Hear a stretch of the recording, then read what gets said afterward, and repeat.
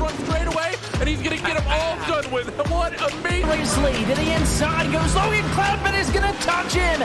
Pit press sideways. What a save. Looks to the outside as Trunkgate goes off. De Jong into second place. Going for the switchback. Oh, pinpoint driving. It's howling down to the inside. Trying this contact though. Slide left to the racetrack. Chris Renner drives it back down underneath, and he takes that second spot right back. Joker goes to Garrett Lowe. Garrett Lowe should take victory with all that contact. He's going to try and make the move around the outside the parabolica. That's not going to work, but he's going to try and get the cut back here. Get the run out the parabolica. That's beautifully done there. Michael Schubert, there's a little bit of door banging as well.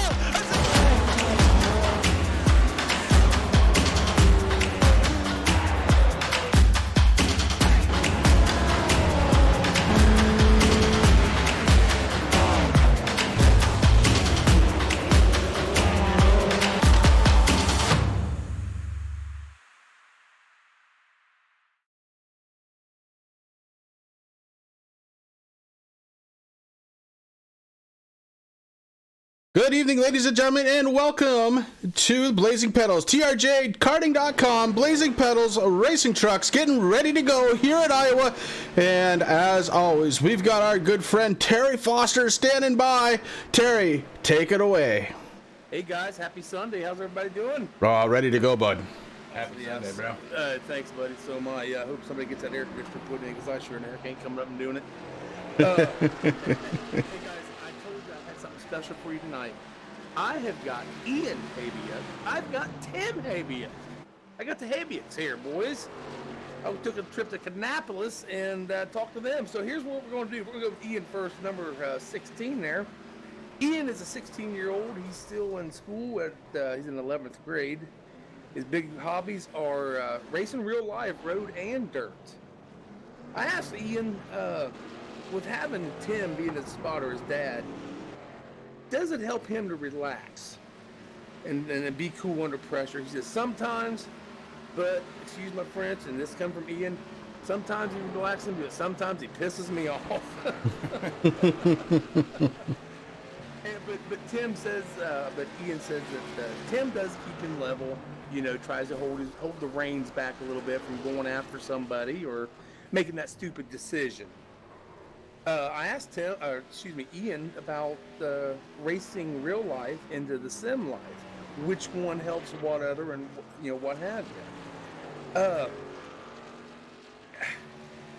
It was kind of both on the same. He said endurance when he's doing R racing and sim because he doesn't race as long in the karts, and with the sim, it helps him with the throttle control, brake control, and just controlling the kart itself when he's real life racing. So, and I asked him 3 good questions here. I asked him his favorite car. He likes the Indy car.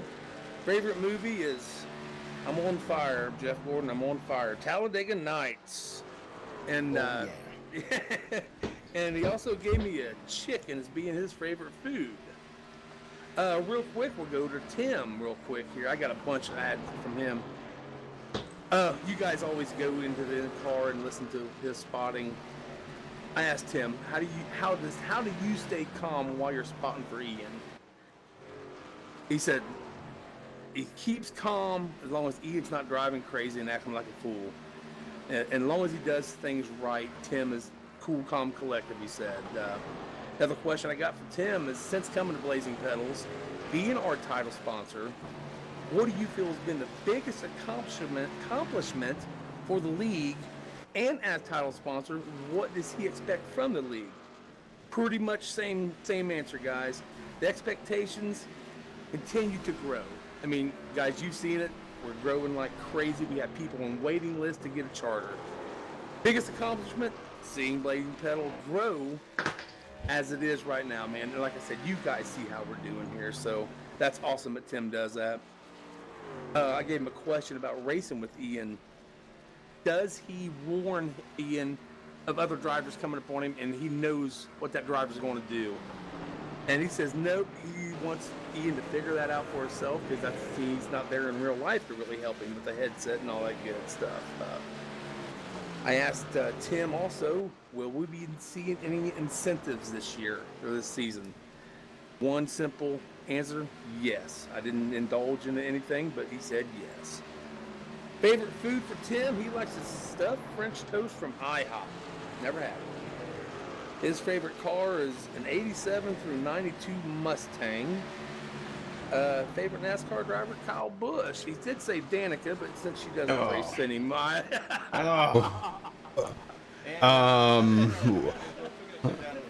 You're right. Static. But yeah, that's all I got, guys. Hey, I want to give a big shout out to somebody got a hold of me this week. She's a big supporter of Blazing Pedals, big supporter of Turn 3 Racing. Skittles, I see you on there all the time. I've talked to you a couple times.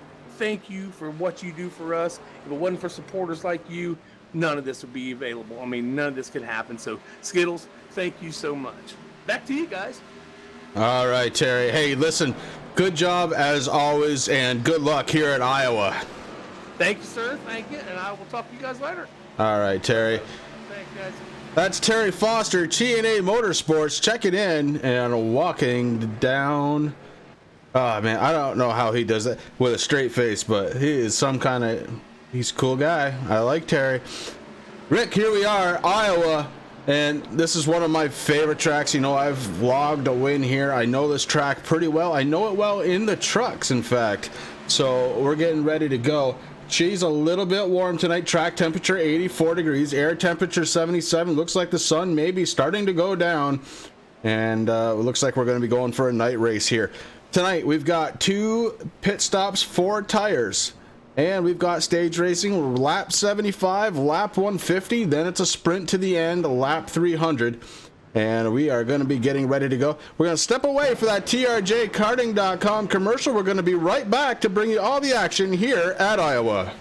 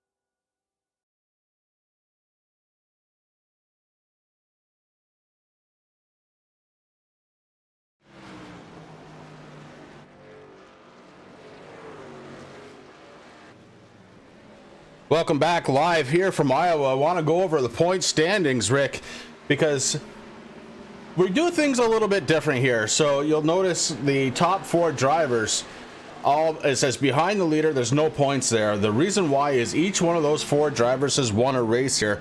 And honestly, that's something to talk about as well, but we'll get through the points. So Spencer Preet, Seth the Merchant, Boyd Hogan, Tyler Dugan, all locked into the chase by virtue of their wins. Ashton Slice sitting in 5th spot.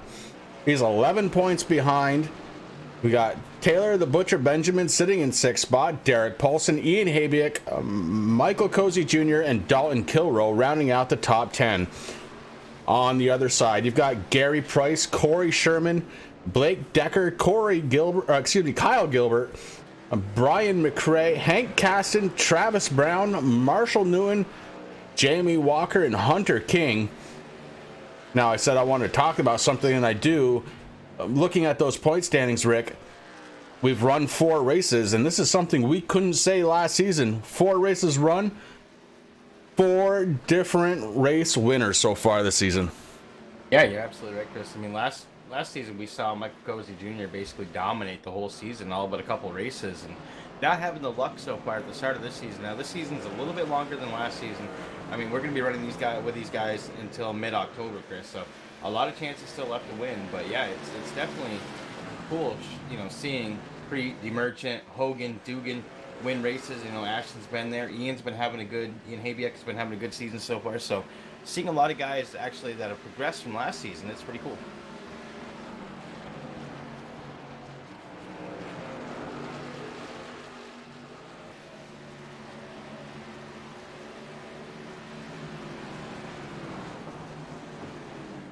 As we get ready to go, server did start a little bit late tonight. Mark Arthur apologized, said, hey, look, it's one of those days. And Rick and I are both like, hey, you know what? It was one of those days. Yeah, so finally another 80-degree weekend, Chris. I know you're busy. I kind of slouched off. I mean, both of us are on a little vacation there next week, so taking it easy. But I definitely got some work to do around the house. But man, I've been rested up, getting ready for this. It's going to be a beautiful night here in Iowa. We're starting, the sun's out there. It's going to be setting soon. We're going to be going under the lights. This track temperature is going to cool down. It's already cooled down a little bit, Chris. I remember at the beginning of the broadcast, we said that it was down to 84. Actually, when I came into the service, it was actually 86 degrees. So dropped 3 degrees already, and it's going to just keep falling, especially when that sun starts setting. So these drivers are going to have to really get used to that and acclimate to that, and it's going to be kind of cool tonight. yeah, we're going to be in for a good show. Iowa, always a good show. It's about 9/10 of a mile, this track, and it doesn't run like a normal short track. You want to stay up about the middle of the lane is the fast way around here. You'll see guys try that bottom way down towards the yellow line, but you're going to come up off from that pretty quickly and find the speed is somewhere. You want your right tires right around the first white line on the corners. That's where the speed is, not by the yellow. And I'm sure we're going to see that as the race progresses. We have sent word that we are ready to go for this broadcast. Waiting now for Mark Arthur to go ahead and advance the session into qualifying. And meanwhile, Rick, something kind of big in the real NASCAR happened today. And, it's a changing of the guards kind of deal.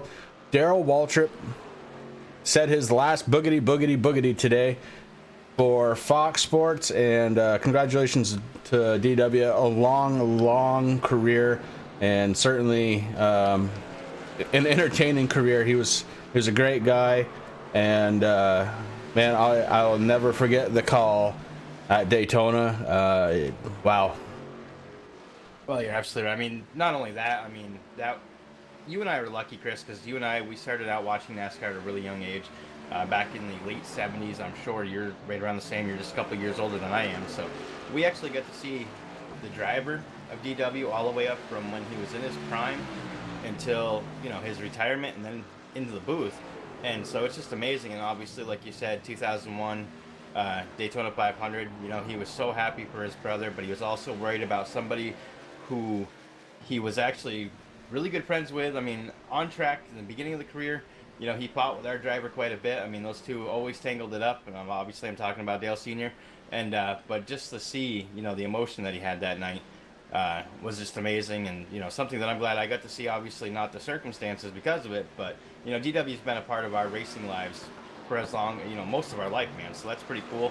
I hope Darrell, if you want to get into broadcasting, brother, come on over here to Turn 3. We can set you up with a computer. I mean, you might have to throw away the Commodore 64, but we'll get you something new.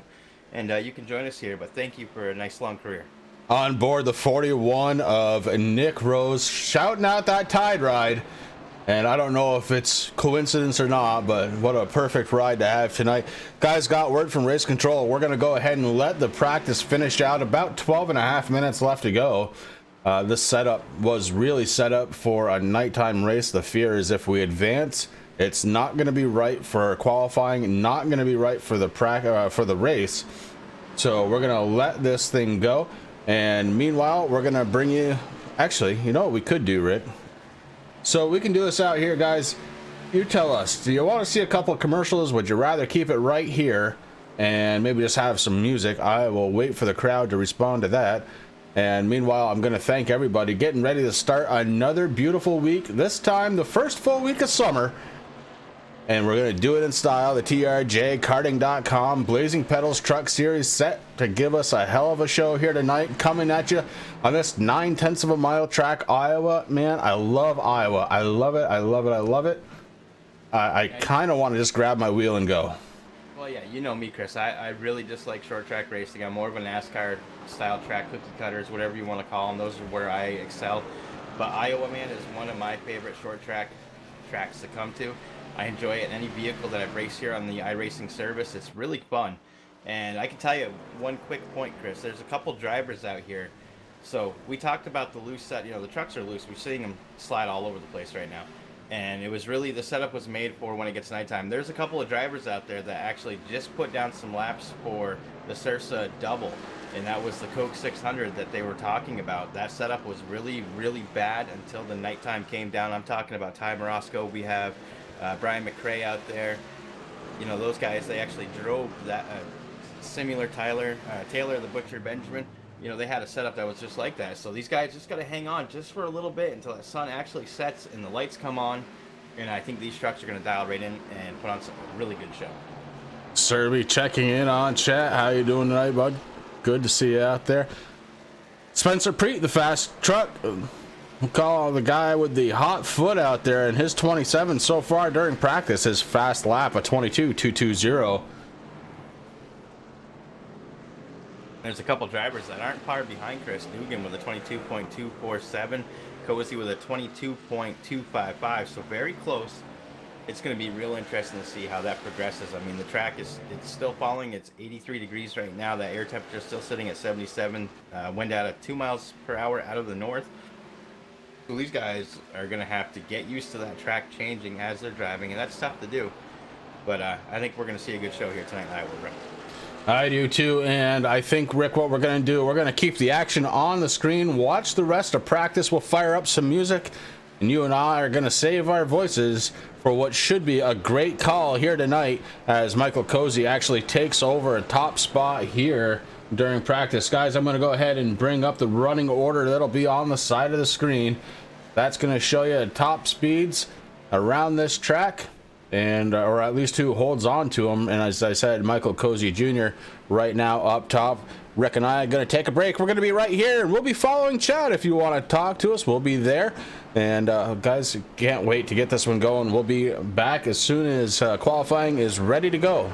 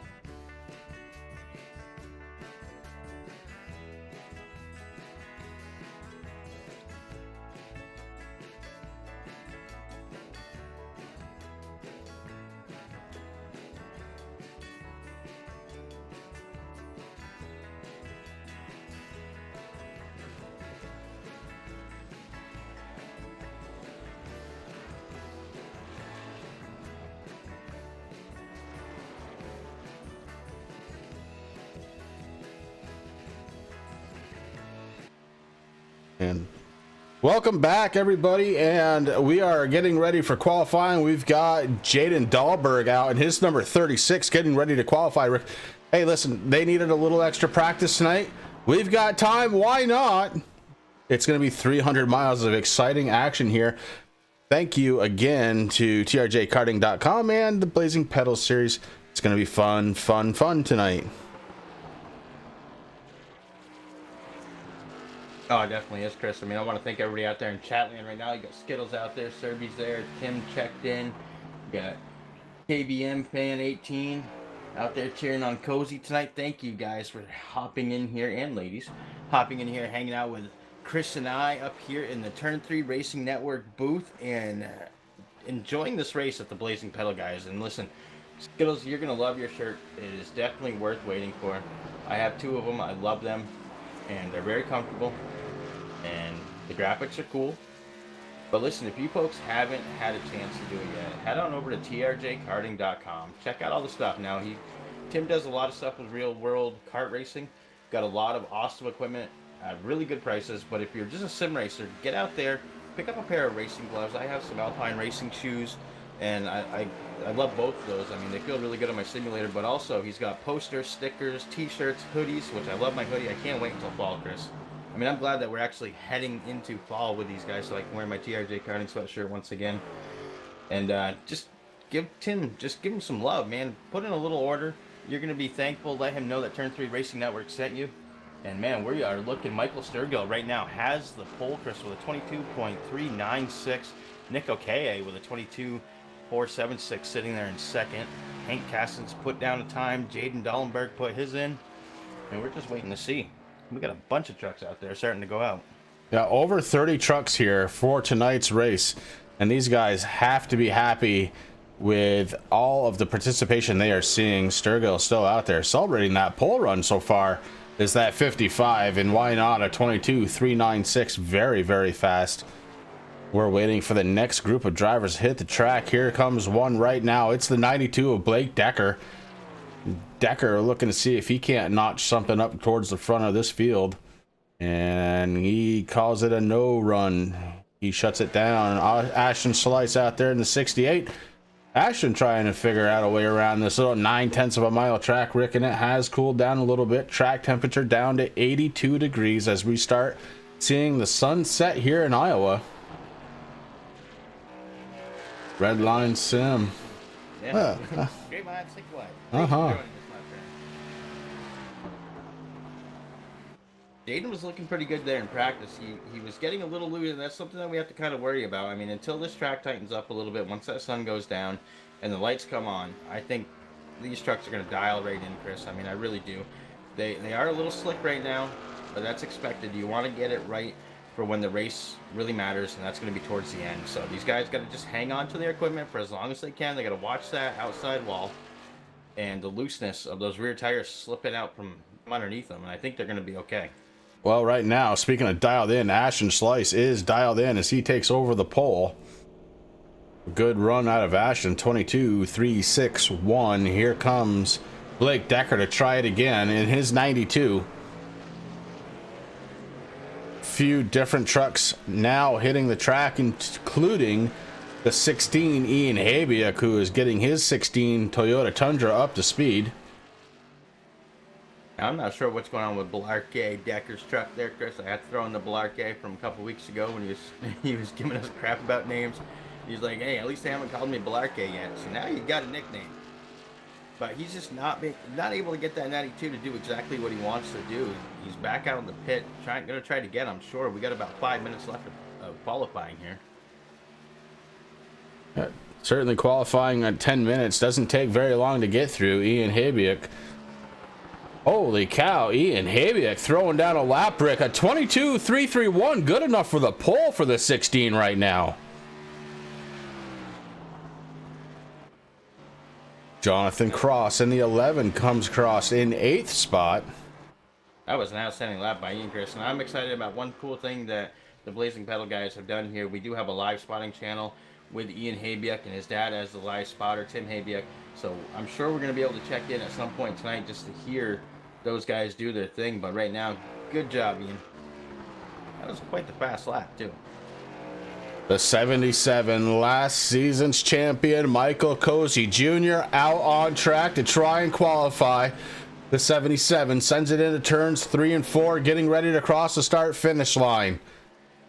What does Michael Cozy Jr. have to do to win a race this season? So far, he's been close. Hasn't been able to do it. Michael Cozy looking good now. A 22.220, good enough for the pole. Cozy shuts it down.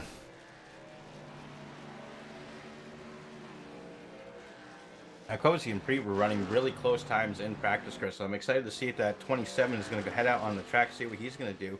But one thing I do know is that he likes to play a little bit and likes to hang out in either mid or at the end of the field, work his way up through.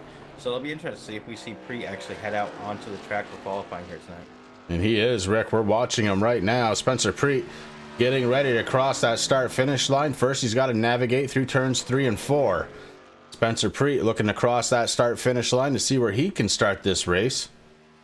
As he goes across, we're waiting for the scoring to pop. It's a 22.092. Preet takes away the pole from Michael Cozy Jr. with a blazing lap speed. Hunter King in the 38, out on track. Gonna see if he can qualify his blue Chevy Silverado.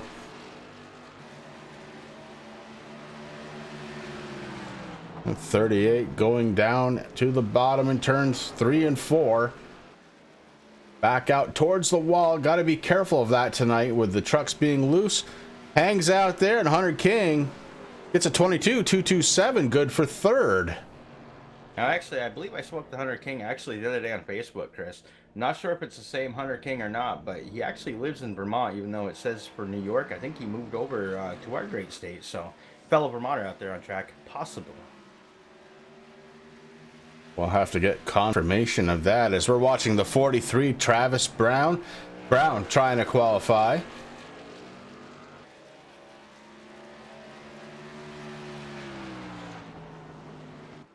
So just as I projected, Chris, just heard over from Race Control, just reminding the drivers that he knows the setup is very loose, but it was made for nighttime, and that's exactly what those guys want. They want, you know, you don't want to come in here with a perfect truck during the daytime when you know that it's going to transition at night.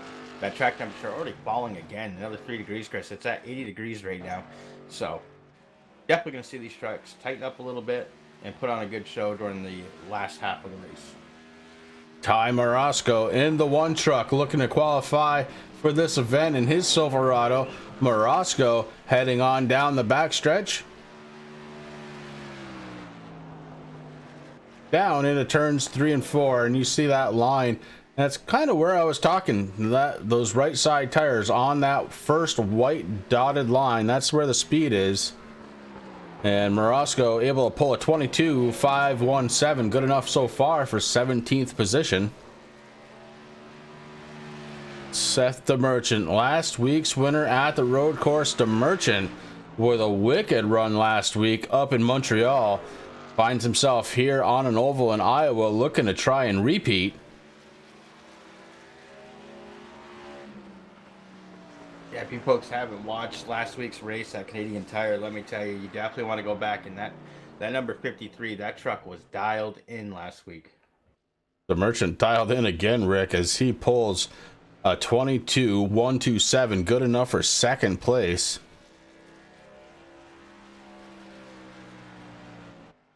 Got a couple of guys out on track, but it's just practice time for them still. It's Michael Sturgill and Ian Habiak still out on track. We've got a few drivers that have not qualified yet. And with go ahead, Chris. No, with 10 seconds left, they're not gonna. Go ahead, Rick. I was just saying, I want to thank everybody out there for watching again here, tuning into the Tier 3 Racing Network here with the Blazing Pedals. If you haven't yet, hit that thumbs up. Don't do it for Chris and I.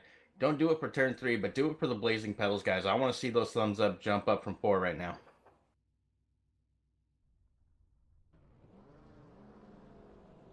As we get ready for the grid, we're going to fire up that gridding music, Rick.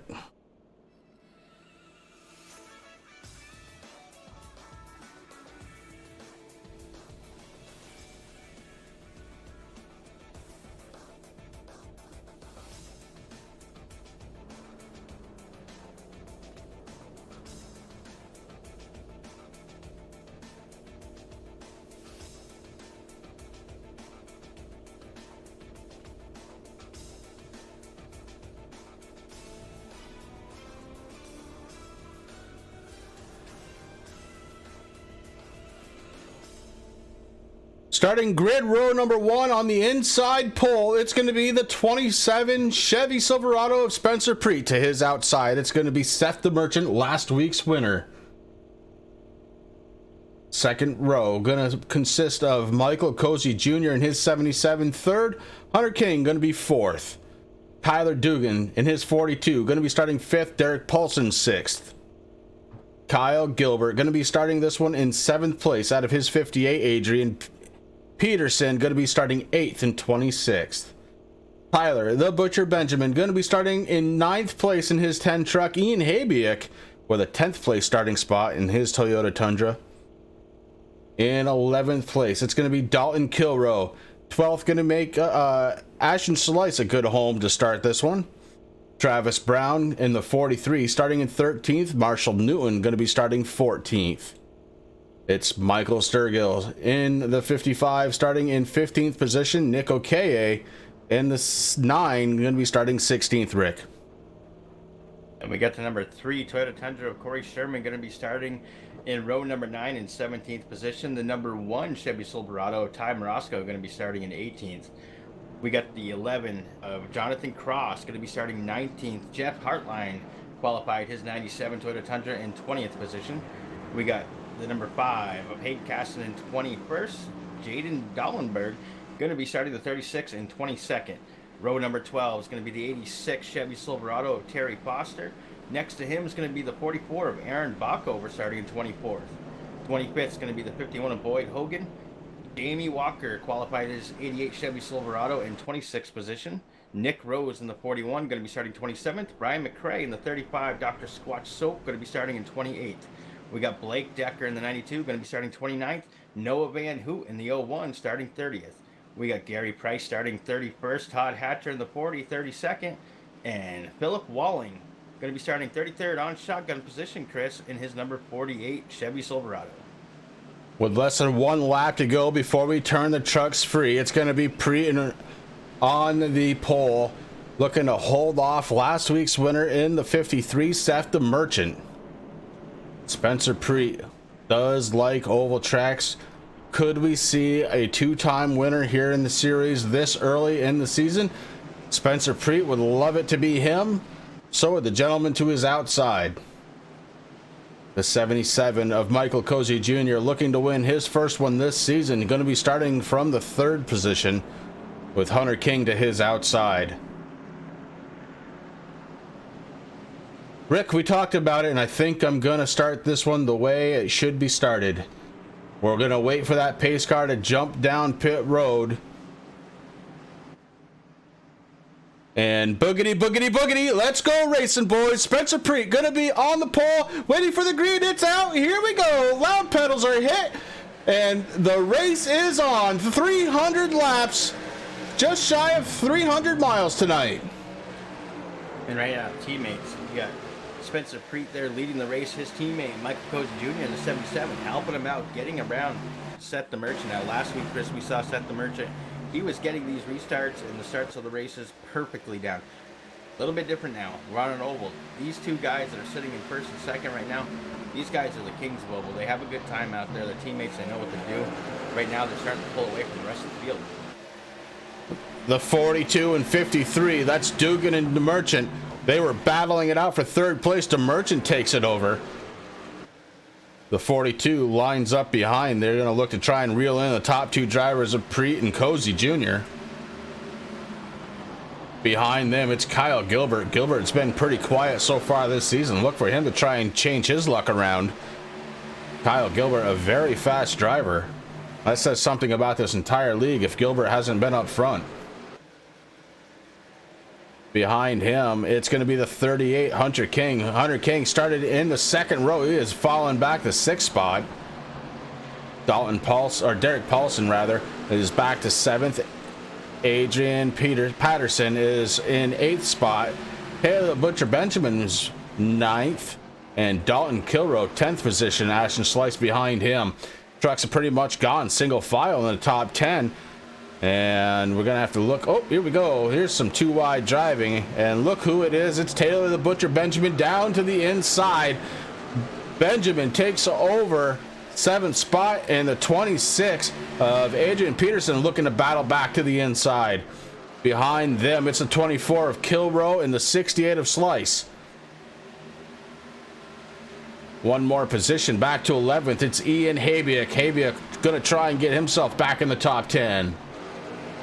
Patterson looking for a little bit of help there in that number 26, Chris, as he's trying to take over 7th position. Once again, Ashton Slice was down there on that inside row to help him, give him a little push. Able to get around the number 10 there of Taylor Benjamin. And that's the thing, when these trucks get stuck on the inside, Chris, it could spell disaster. I mean, it's not really the fast lane. When we talked about it a little bit during practice and qualifying, you want those tires just to be, you know, well, you really want your right side, but it's hard because everyone's kind of just taking up the real estate. But these guys doing a good job, mostly single file now. Dalton Kilrow might be under a little pressure there from the 10 of Benjamin. Ashton Slice coming up right now, trying to figure out where he wants to be, and right now he wants to keep that high line. While we were talking, Michael Cozy Jr. took over the lead and is starting to run away already. Has a half a second lead over Spencer Preet. Cozy took over the lead 2 laps ago, looking to lead his 3rd lap when he crosses the start-finish line. Spencer Preet with the fastest lap of the race. Back on lap 3, it was a 22.354. Now Michael Cozy with a 22.701 on his last lap, just a little bit quicker than the field, as he is letting it all hang out in that 77. I mean, here Cozy is in race 5, Chris. He has not yet won a race so far. We've had Spencer Preet winning the season opening at Twin Ring. Then we had Boyd Hogan taking over Atlanta. We had Tyler Dugan winning over at Daytona. And then Seth the Merchant winning at Canadian Tire Motorsports. So Cozy, definitely, this is where he likes to be. That 77 likes that nice clean air. He's got his teammate behind him. He's trying to get locked into the chase tonight. We're on lap 10 of 300, so a lot of racing still left to go as he crosses our finish line to start lap 11. Terry Foster sitting there in 25th spot in his Foster's Chevy Silverado. Ahead of him, it's Brian McRae. McRae in that 35 Dr. Squatch machine. He is trying to chase down Blake Decker in the 92. Decker, another one of those drivers that's been here for a very long time, kind of quiet this season. Look for him to try and make his way towards the front. He's got a long way to go, Rick. 32 trucks started this one. We had 33 slated. Boyd Hogan unable to go.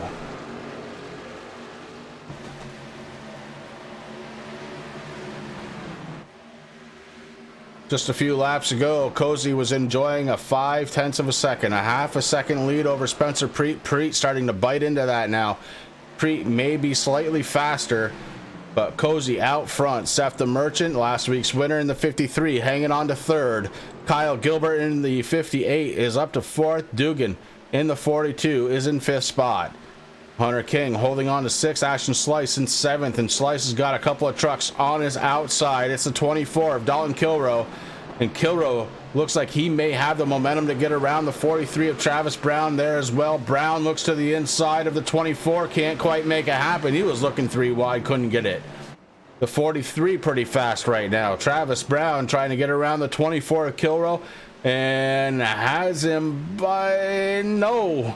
Looks like Kilrow was able to fight back, but it was just by the splitter. The 43 trying to get there. The 68 starting to run away now. Ashton Slice trying to get away, and here comes the 16 of Ian Habiak. Habiak in the top 10, and he's got the 10 truck right behind him. That's Taylor the Butcher Benjamin. Benjamin loved to get into the top 10 early on in this one. Remember, this is stage racing, Rick. 75 and 150 are the calls for the night. The 48 up top, running very slow. That's Philip Whaling down 1 lap, and he is running slow to the top side. Let's push all those trucks down, Chris. I mean, right now I'm still watching the 24 battle it out right now with Travis Brown. Right now, Travis Brown has it. Oh, we have a caution.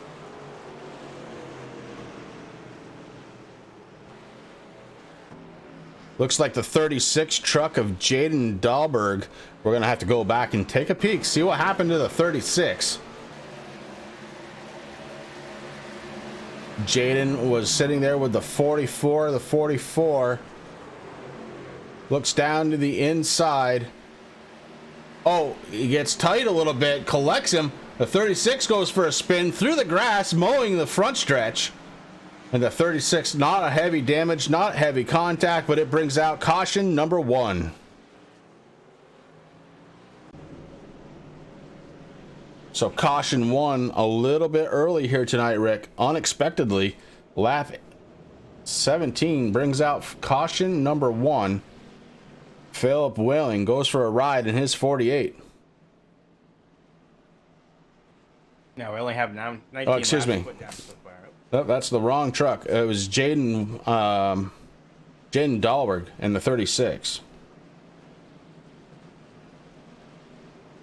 So 19 laps down, Chris, already. First caution's out. Now, these guys only have 2 stops for tires, and I would expect to see them coming at around the stage cautions. That's going to be at lap 75 and then at lap 150. So it's going to be interesting to see what happens if anybody decides to come down. As of right now, nobody has come down pit road. Remember to check out trjkarting.com, the series sponsor here for the Blazing Pedals Truck Series. trjkarting.com, your source for everything karting related. If you happen to be a sim racer, please make sure to check them out. They have some products that will work for you, including racing shoes and gloves. And Uniline box cutters. And box cutters. trjkarting.com. Make sure to check them out. If you happen to purchase something, please feel free to let them know Chris and Rick sent you. Tim Habiak, a great guy, doing a really wonderful thing for these Blazing Pedals guys. And he deserves every ounce of support that we can muster for him.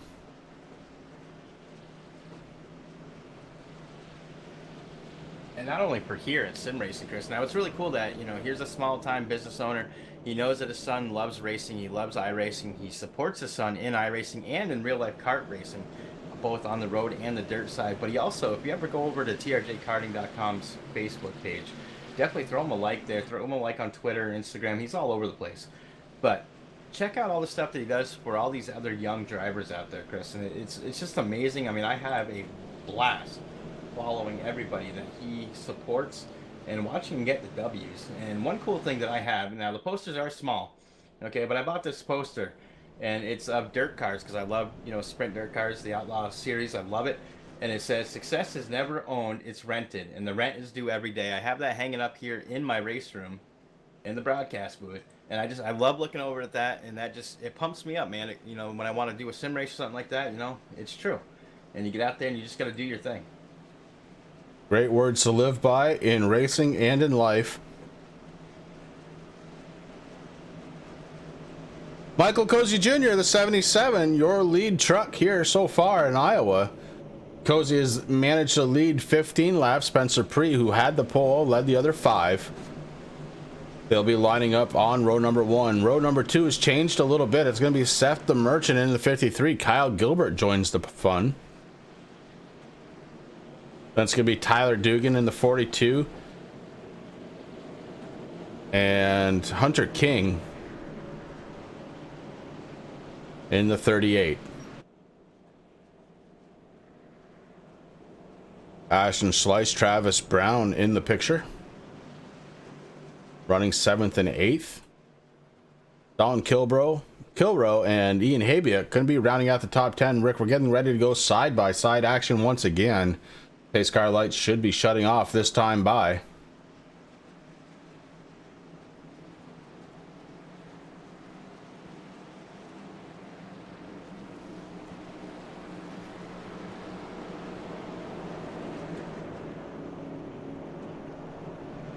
Long Drive subscribing. Thank you very much for doing that in the middle of the broadcast. We appreciate that. If this is your first time and you just subscribe, make sure to hit that notification bell. That'll let you know every single time Turn 3 Racing Network goes live. And, well, we do it just about every single night. Between me and Rick and Danny and Roger and KR, we've got you covered for the most part for your week of racing. As I head into turn 3, Chris, I'll just throw it out there. If anybody is interested in on iRacing and wants to get into broadcasting, head on over to our Facebook page. The link is down in the description. Let us know, and one of us will get back to you. We are looking for more broadcasters as the pace car goes off. Pace car is off, and we're getting ready to green flag. Michael Cozy Jr. with a good jump. He's got Spencer Preet hanging out in second. Here comes the 58 of Kyle Gilbert on the outside. Gilbert trying to take over third spot from DeMerchant. And Kyle Gilbert finding a burst of speed on this restart. Kyle Gilbert holding on to that outside lane. And if it rubbers up, that might not be a bad move. Oh no, the 3800 King gets into the wall. That stacks him up behind him. The 43 able to move down. Travis Brown with some quick driving right there. Gets out of the way and moves forward. Hunter King able to manage to hold on and keep it going straight. He is going to lose another position, though, to the 68 of Ashton Slice, and we're not so lucky towards the back of the pack as we are under caution once again. It looks like the 26 may have been involved. That's Adrian Patterson. We'll go back and take a look. Adrian Patterson to the outside. Terry Foster right there. He completes a pass on Terry, and the 26 moves down. Oh, the 40 moving up. And Terry gets into it too. Oh no, Terry Foster with a big hit spins him around. A few different trucks definitely involved on that one. And Adrian Patterson looks like he's ready to fire up the barbecue. It's going to be steaks and burgers and hot dogs in the 26 pit. Yeah, because we're in Iowa. Corn. Oh, barbecued corn. I love it. It's kind of a 4th of July thing for me, but I love it.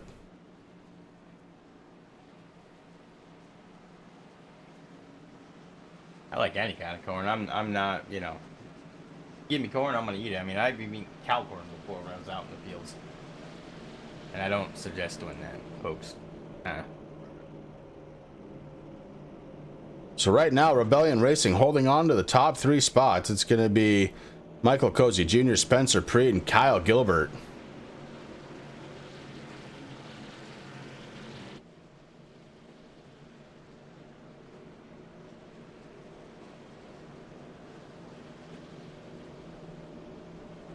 "32 trucks have started this event, Rick.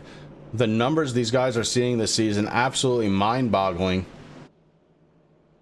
And the fact that there aren't more cautions is really something to behold." Well, you know, this was something that we were thinking about, and you and I talked behind the scenes. We know the setup's on 100% right now. The sun is starting to go down. The track is starting to get a little darker, and it's starting to, you know, it's hanging at 80 degrees right now, but it has dropped quite a bit since we came to the track, Chris, and we started watching these guys do practice. So, you know, these guys, they got to just kind of hang on to their equipment, do what they have to do. There's no fast repairs here, so if you bang up your truck too much, you know, you're going behind the wall and you're packing it up and heading out for next week's race. So these guys got to hang on just a little while longer. The track is going to get dark, the lights are going to come on, and we're going to have a good time. A little bit of cloud coverage out there in Iowa tonight. Should be helping the track, and it is. Track temperature down to 80 degrees.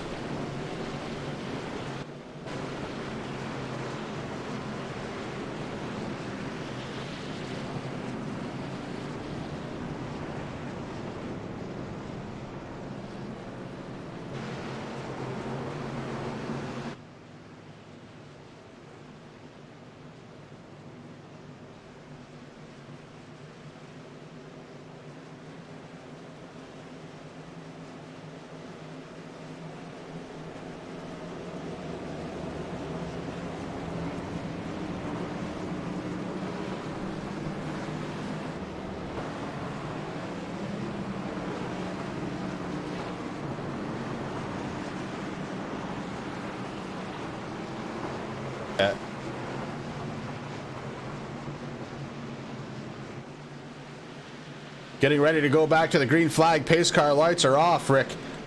And so far, pretty good race. Lap 28 of 300. We're going to go back to the green flag on lap 29. It's going to be Cozy and Preet making up the first rows. DeMerchant and Gilbert.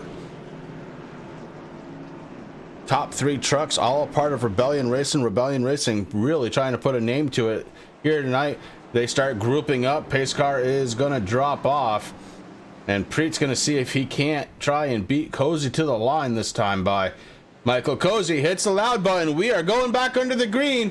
Green flag is out. Cozy takes a big jump. Here comes Spencer Preet, but Kyle Gilbert with a good start. Kyle Gilbert on the inside, maybe looking for second spot. Gilbert really trying to get there. The 42 gets really loose. Tyler Dugan stacks him up behind him. The 43 holds on. And they are still stacked up. Here comes 3 wide racing in Iowa. The 42, the 38, and the 62 all trying to hold on. They do. They get it back to 2 wide racing. Oh, my heart.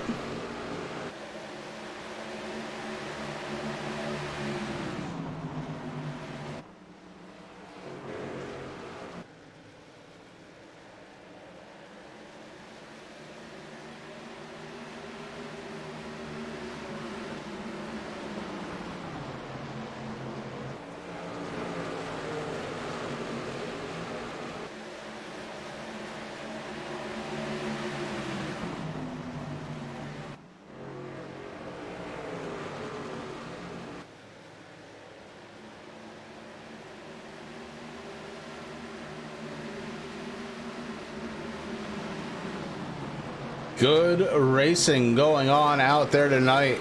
3 wide racing on Iowa.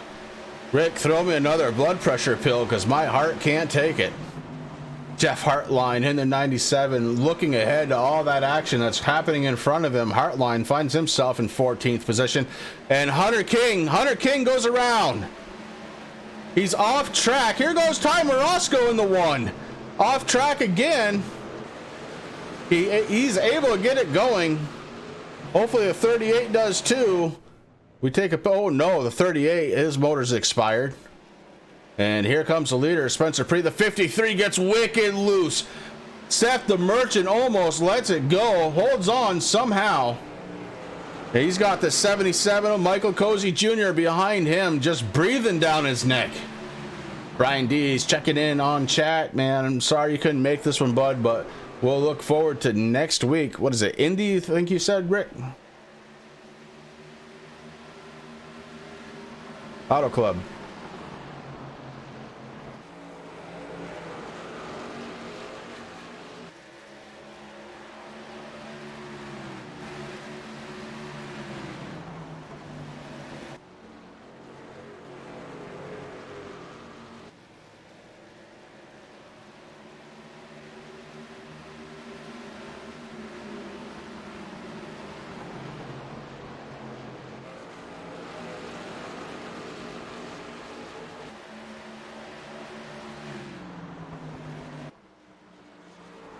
Terry Foster, this is Chris Rick up in the booth. Do you have a copy?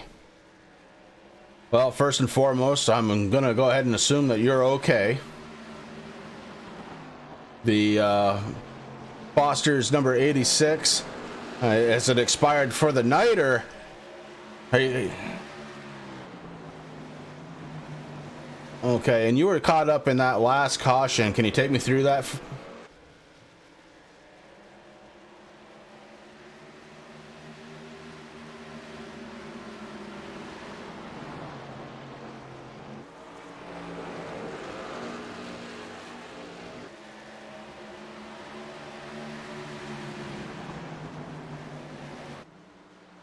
Well, they're definitely pushing. We can see that. We've seen 3 wide racing up towards the front of the field, and somehow they've managed to get through it. But hey, we look forward to seeing you back out on track, Terry, so you get those repairs as needed and get that 86 back out there. All right, Terry Foster, driver of the 86, getting some repairs done. He'll be back out there. He's a smart driver. You know, you got to get those points when you can. It's a long season. We were just talking about it, Rick. Very long season.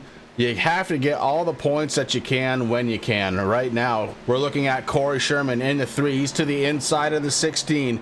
The 16, Ian Habiak. Habiak looking like he is trying to hold on a 9th spot. May not be able to do it. Corey Sherman and Ian Habiak with a good drag race down the backstretch. Habiak holding on the front stretch now. And Habiak was able to hold that one, Rick.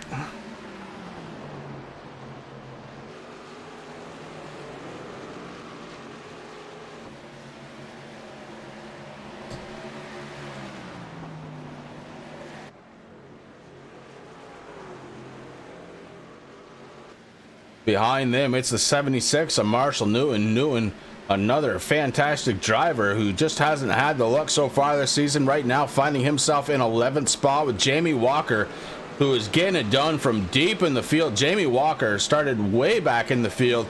He has worked his way up to 12th position. Watch out for that 88 as this one closes in. He really knows how to get around this track. Speaking of getting around the track, right behind him, it's the 92 of Blake Decker. Decker, again, has been a little bit silent. We've already talked about it this season, but, you know, you got to watch for Blake. He's a good driver. I would like to see him work his way towards the front.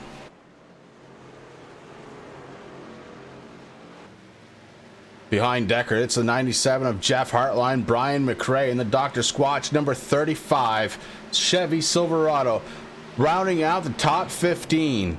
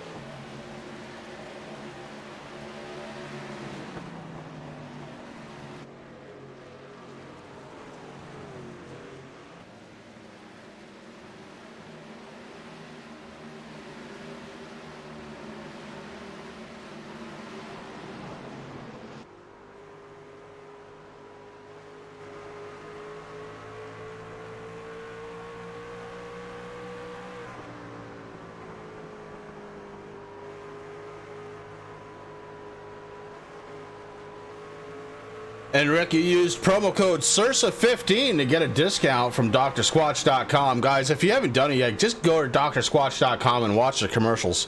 I guarantee you it's worth the price of admission.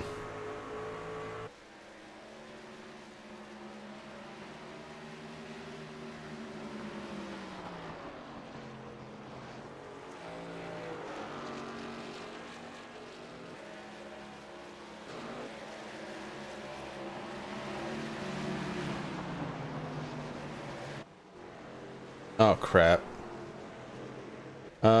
You can hear me. We can't hear Rick. Now you can. Oh, well. It's one of those nights. Spencer Preet up front. Rick Seth the Merchant sitting in second spot. It's fixed, Brian. I swear. Jeff, thank you for pointing that out. Yeah. Rick's just watching the race. I don't know what you guys are talking about. I was taking a break. He wasn't talking. Anyways. I can come up with 100 different excuses.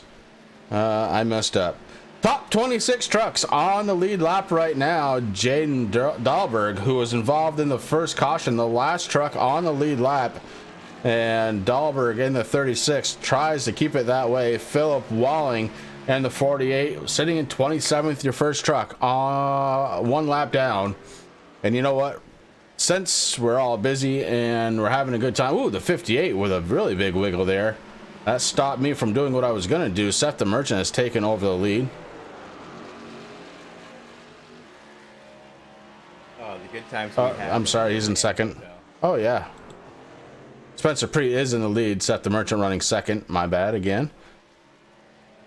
You know, I find when I'm this out of sorts, guys, there's only one thing to do to kind of bring it all back, and that is to crank it up.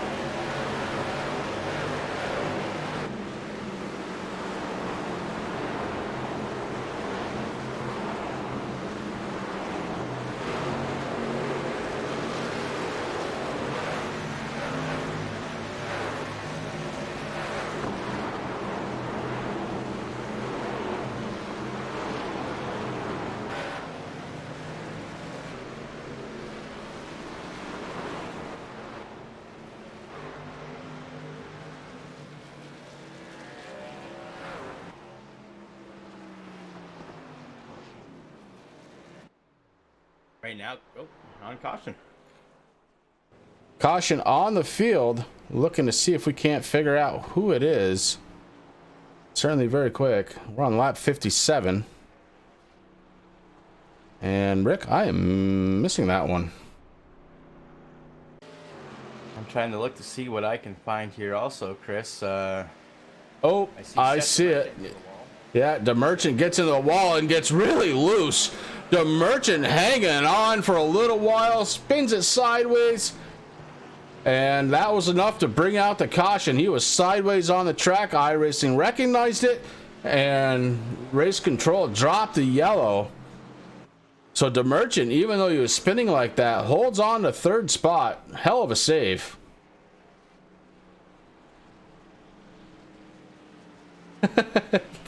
Thanks, Brian. I still got paid, Brian, so it's okay. But you're absolutely right. 603, man. I'm guessing you're over there in our neighboring state of New Hampshire. Good to see you out there tonight. Mike Sturgill definitely having a good night so far there, Chris.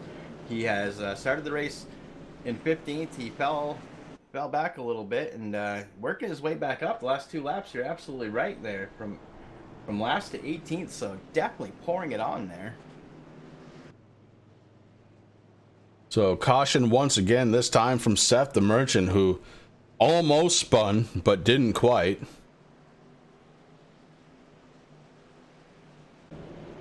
The Merchant has brought his 53 down pit road.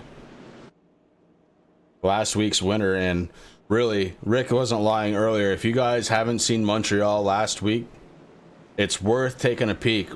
Even if you fast forward through it, the Merchant was absolutely on fire last week. Road racing, unbelievable up in Montreal.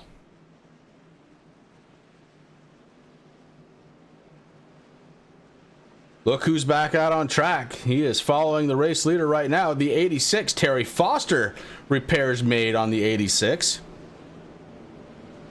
Terry Foster finds himself running in 31st right now, 28 laps down. But he is definitely going to make up a couple of spots as he's got Jonathan Cross and Hunter King ahead of him, 30th and 29th respectfully. And they are in pit road for the long haul. Terry Foster looking to try and pick up a couple of spots, and Rick, points matter. And we've said it before, we'll say it again, it's a long season, but you got to get every point you can. And Terry Foster doing the right thing in that 86, bringing it back out on track, and it doesn't look that bad. No, the 86 looks like it's going to be good. I mean, he's got some work to do, and you're absolutely right, Chris. I mean, here we are, we're on race number 5. Right now, the schedule is put out until the 19th race, which is going to be October 13th.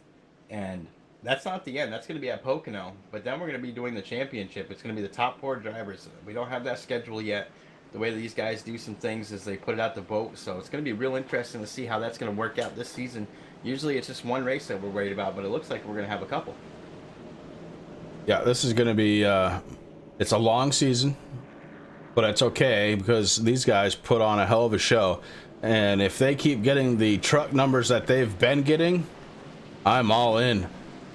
I am all in. Good job to the admin and owner of this series.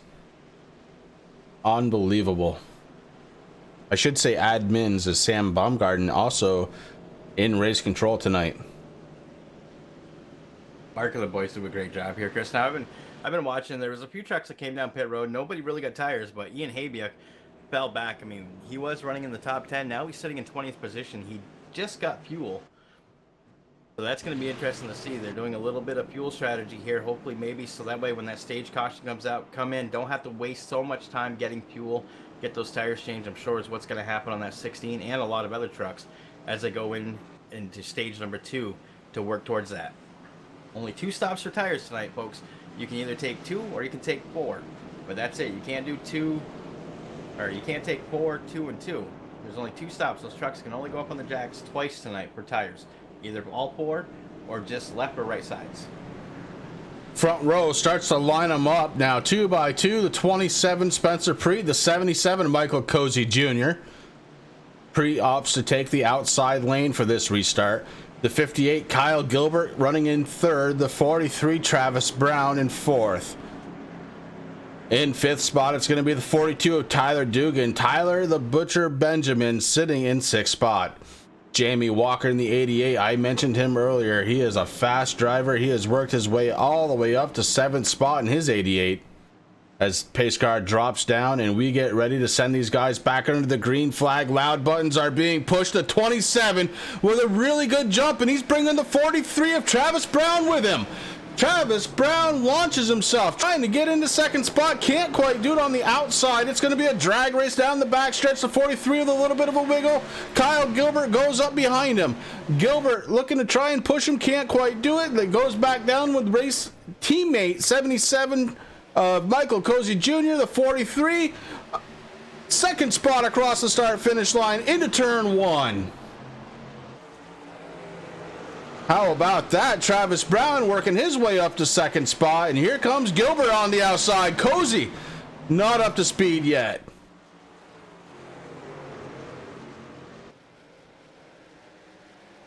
Oh, the 58 into the wall, and that might stack him. No, it does not.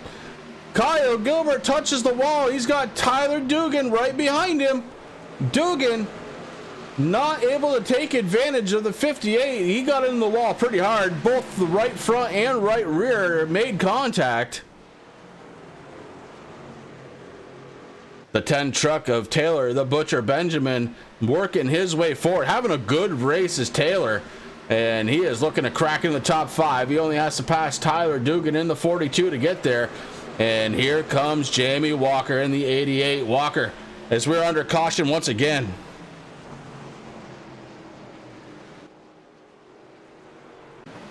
Let's see who it was, Rick.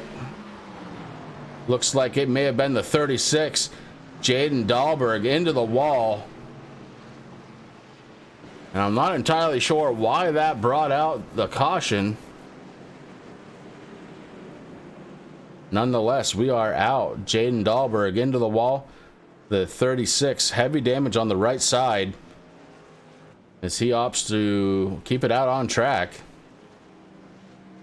We'll go back one more time here and see if we can't find something that's a little bit different. Hard hit though, and it definitely slowed him down. Ty Morosco in the 1, the 92, Blake Decker trying to stay off from the 36 and do. The right side of that truck pancaked.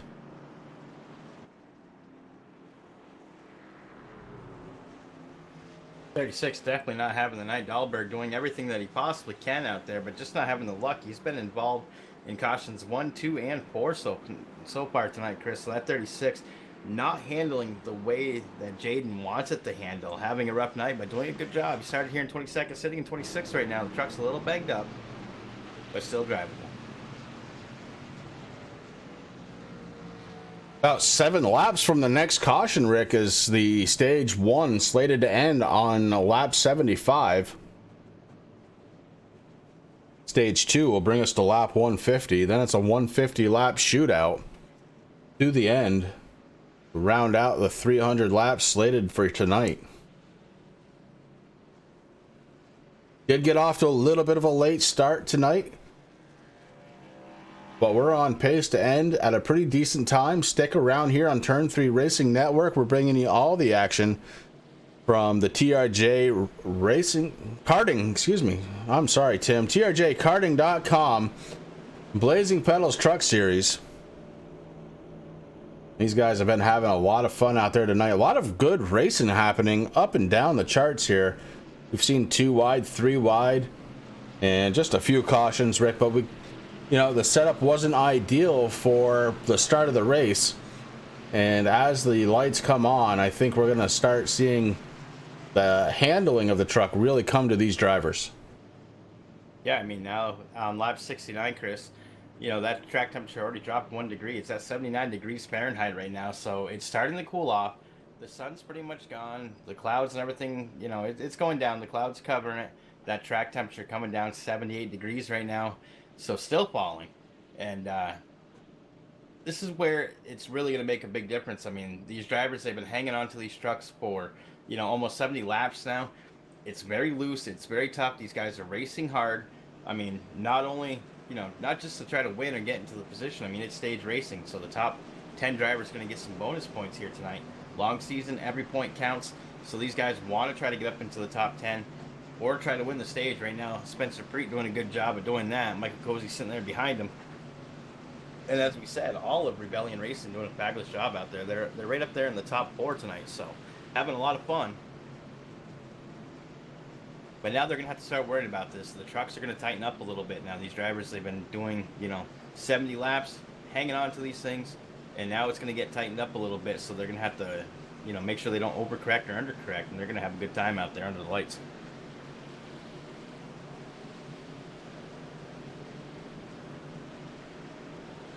Spencer Preet going to be your race leader on the restart, and it's going to be a pretty quick green flag here, as on lap 75 we're slated to go back under the yellow for stage 1.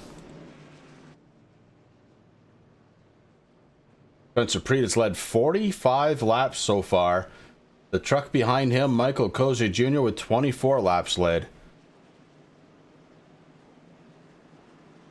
Pace car lights are off. Trucks are going to start lining up 2 by 2. The TRJkarting.com series getting ready to go back under the green flag. A short stint will be 3 laps under the green before it comes back out.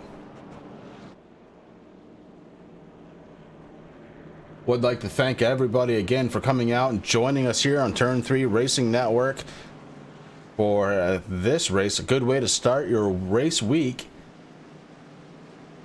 Make sure you tune in for the rest of the week. Blaze, boy, yeah, I can too talk. Here on Turn 3 Racing Network, we've got racing coverage for you just about the entire week. Getting ready to head into the 4th of July, Rick, not that far away. No, really not, Chris. I mean, you and I, we're off this week here, and that pretty much going to end June, so half the year over with, so it's crazy how fast this is going on. Another thing that's fast tonight, it's the 27 of Spencer Preet as he hits that go button, Chris, as the green flag comes out once again on lap 71, or 72. Here's the mad dash to see who is going to be the winner of stage number 1 here tonight. That's going to come out at lap 75 at the end, so it'll be stored as lap 76, the starting of 76. Spencer Preet doing a good job. He's getting away a little bit from his teammates there. Michael Cozy Jr. on the inside. He's got Kyle Gilbert on the outside. Travis Brown tucking in behind Gilbert. That 27 is fast on Chris.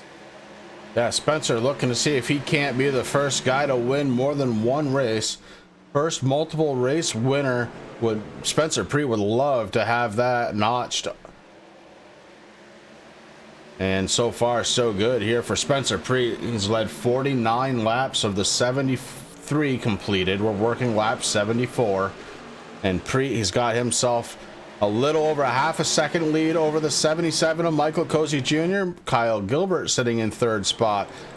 The 43, Travis Brown holding on to 4th. Jamie Walker's cracked in the top 5, looking to maybe try and get around the 43 before the close of stage number 1. The 88 has position to the inside. Can he get it done?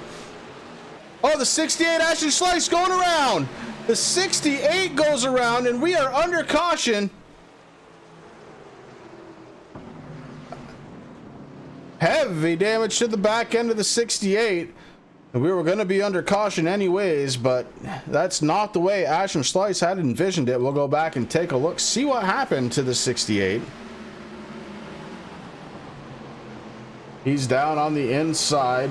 Taylor the Butcher Benjamin to the inside. Oh, he got below the yellow line, Rick, and that really messed with the handling of the 68. You see the trucks going up and down, trying to get around. No contact. Unbelievable for the 68. That's something we really haven't talked about, Chris, and usually we do, especially here at Iowa. You do not want to get your tires below that yellow line because it spells disaster, and that's exactly what we just saw there with Ashton Slice. Well, Rick, under caution, it has been decided. Spencer Preet going to be your stage 1 winner. And at 27, having a really, really good run. We'll wait to see if he comes down pit road. Try and get a word in with Spencer Preet, your stage 1 winner tonight.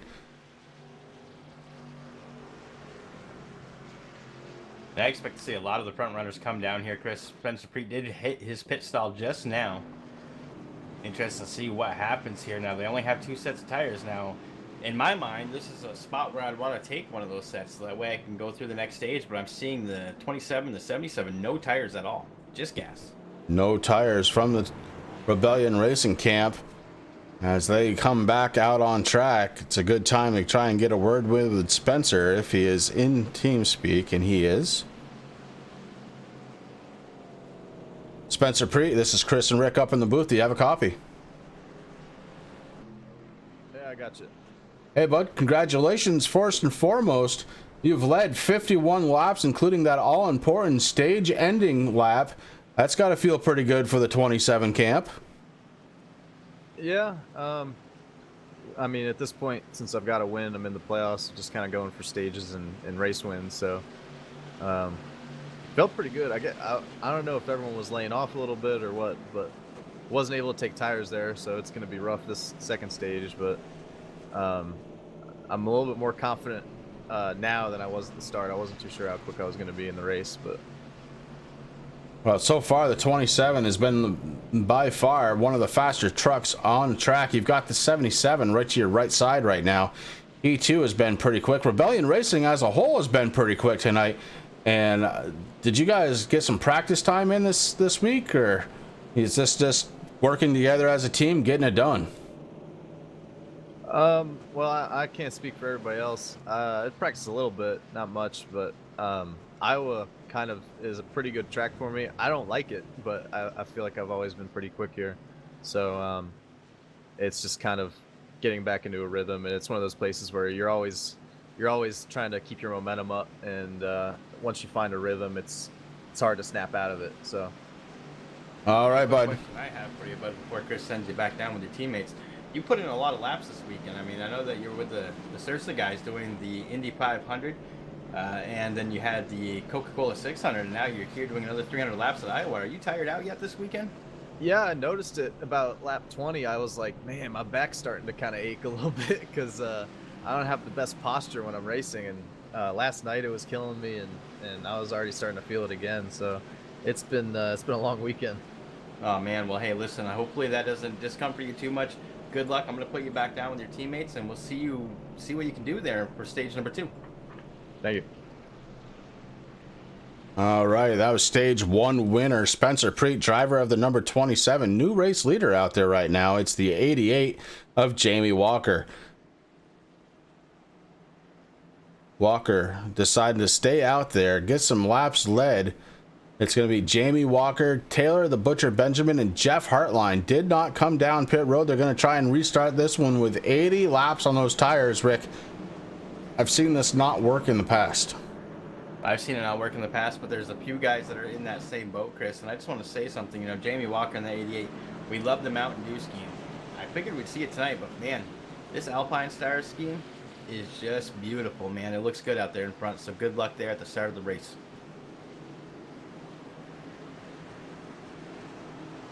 Ian Habiak going to be restarting this one from 6th place, and we're going to join him right now.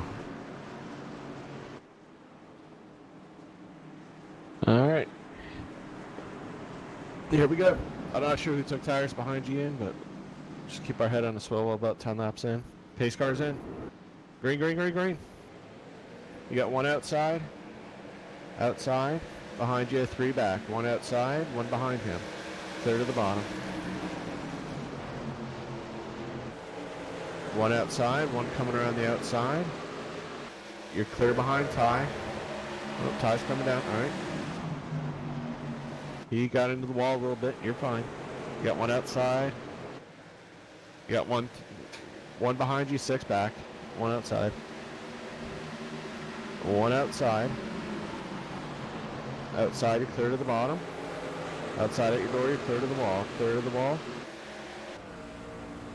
Caution, caution, caution. Caution. Caution. Alright, good job. Taking a listen in, and we find ourselves under caution. We're going to have to go back and figure out what happened, as I was kind of busy. Well, I was busy listening, so we'll go back and see if we can't figure out what happened there. And it looks like it was the 40 truck of Todd Hatcher. Hatcher into the wall. And I don't think that was the start of it. We're going to go back and take a look here out of the little bit further view. You got Terry Foster running a little slow in his 86. And Todd Hatcher able to get around him.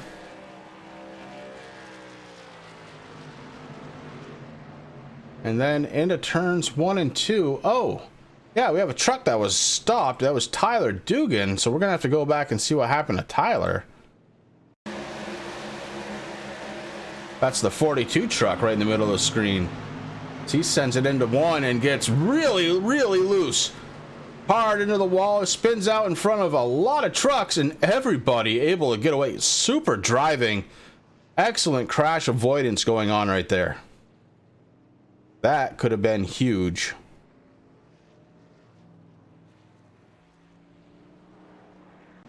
We go back live.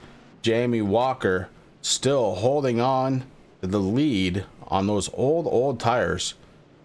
84 laps he's been out there. Second place belongs to Taylor the Butcher Benjamin. Also with those old tires. Seth the Merchant has got 25 laps on his tires. He's running in third spot. Jeff Hartline, another one of those guys that hasn't come down pit road yet, running in fourth. Aaron Bockover, a good run out of the 44 camp. Looks like Bockover was down pit road 16 laps ago, so he's got relatively fresh tires. The TNA Motorsports driver trying to get it done here tonight in his 44.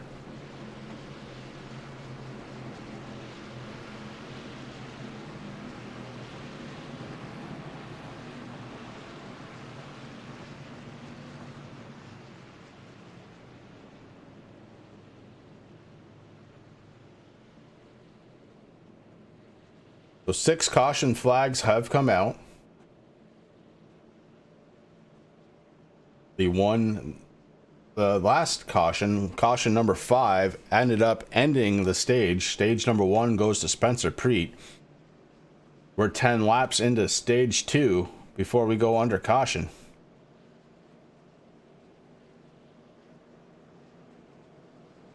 Top 25 drivers on the lead lap. Todd Hatcher in the 40, going to be your first truck. 1 lap down in 26th spot. Brian McRae in the 35, also 1 lap down. Jaden Dahlberg in the 36, he's had a pretty rough night.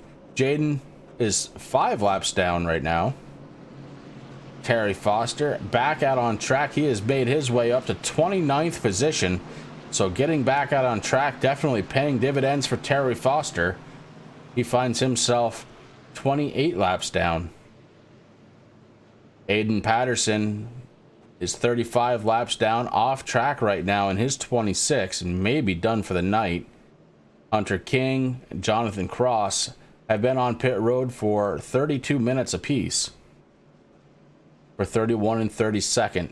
Boyd Hogan not able to start this one. So that rounds out the field for now. Jamie Walker still up front. So a couple of new challengers up front, Rick. We've got Walker and the Butcher Benjamin. Yeah, and both those drivers, I mean, you know, Jamie Walker started this race 26th. Butcher Benjamin, Taylor started here in 9th, working his way up through in that beautiful Dr. Squatch Soap number 10. That the Merchant sitting there in 3rd.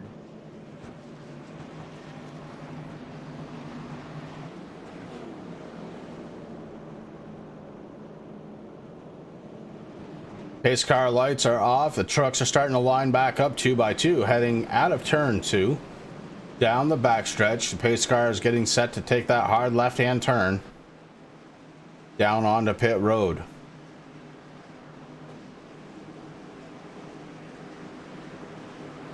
"13 laps from now will be 1/3 done this race. And the pace, even though there's been some cautions, has been pretty quick tonight. After a little bit of a late start.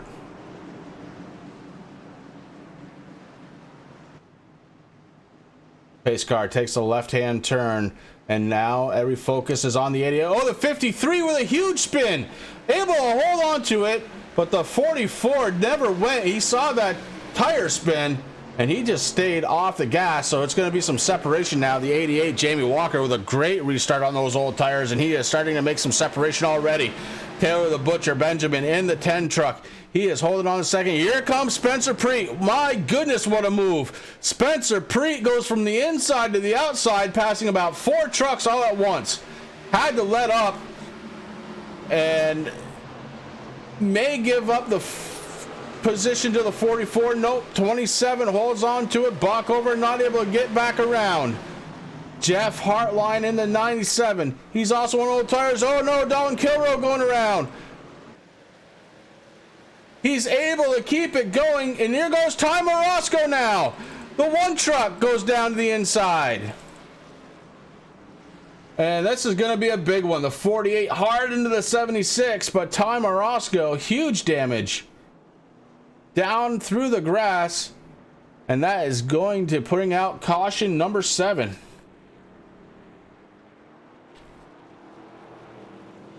We're gonna have to go back and take a look and see exactly what happened. It looks like, oh no, Morosco gets in a Decker,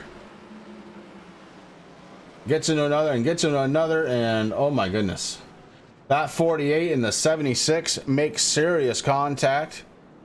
The 48 hard into Marshall Newton's front door, and we bring out caution again. The 35 also involved. That's Brian McRae, 1 lap down driver. So a huge one to try and figure out here, as we are under caution once again. The 1 truck with some damage, and he is bringing it down pit road. That truck not driving straight, Rick, not at all.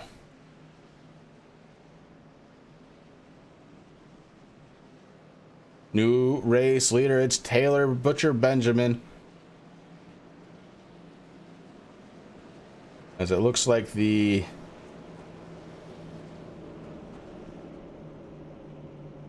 '88 is on pit road. He says no more of these bad tires. Let's get some new ones on there on lap 92.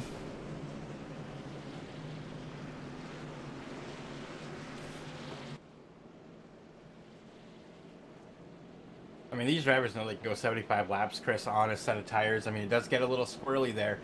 I expect to see a couple more to come down and get some tires also. I mean, watching the number 53, Seth the Merchant, man, even after the caution came out, his truck just kind of went a little sideways, and he kind of just slid all around. And definitely not having fun out there on those tires. No, not at all. And Rick, we're going to take a quick commercial break. Guys, we're going to be right back.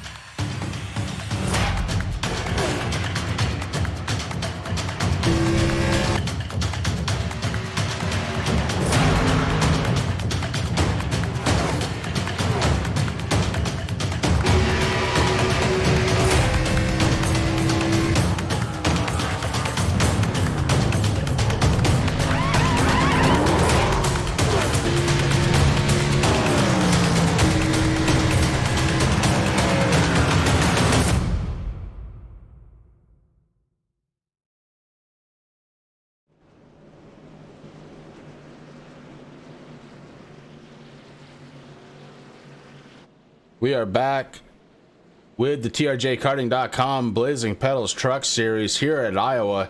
And so far tonight, we've had 7 different cautions. The setup wasn't quite right. We knew that going into the race, Rick, but the sun is starting to really get low in that sky. Still a little bit of sunlight out there, but we were told this truck is set up for the nighttime.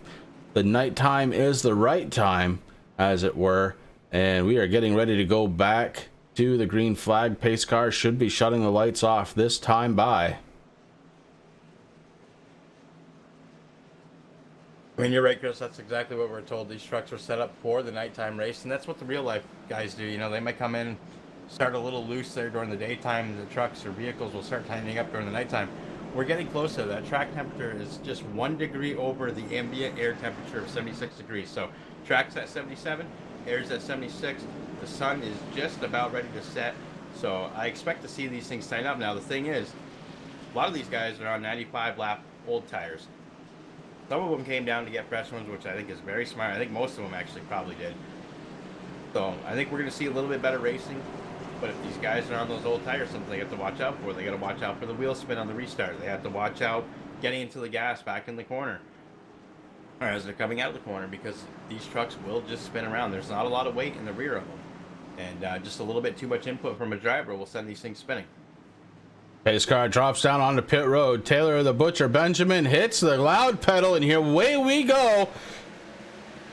Taylor the Butcher Benjamin has the race lead under the green flag. Seth the Merchant trying to fend off the 27 of Spencer Preet to the outside. The Merchant trying to hold on to second spot. Can anybody stop that 27 truck?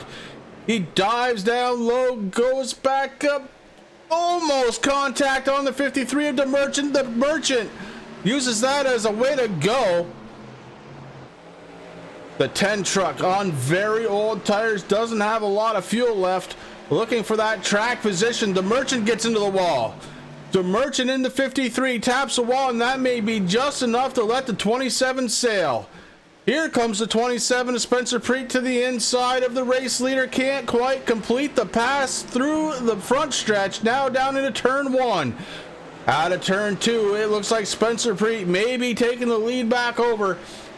Taylor the Butcher Benjamin was able to hold on to lead for 7 laps, and now Spencer Preet taking it back.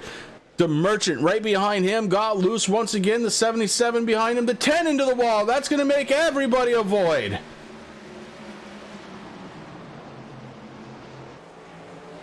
The Merchant in the 53 has slightly older tires, but the handling definitely going away on the 53. The 77 to the inside.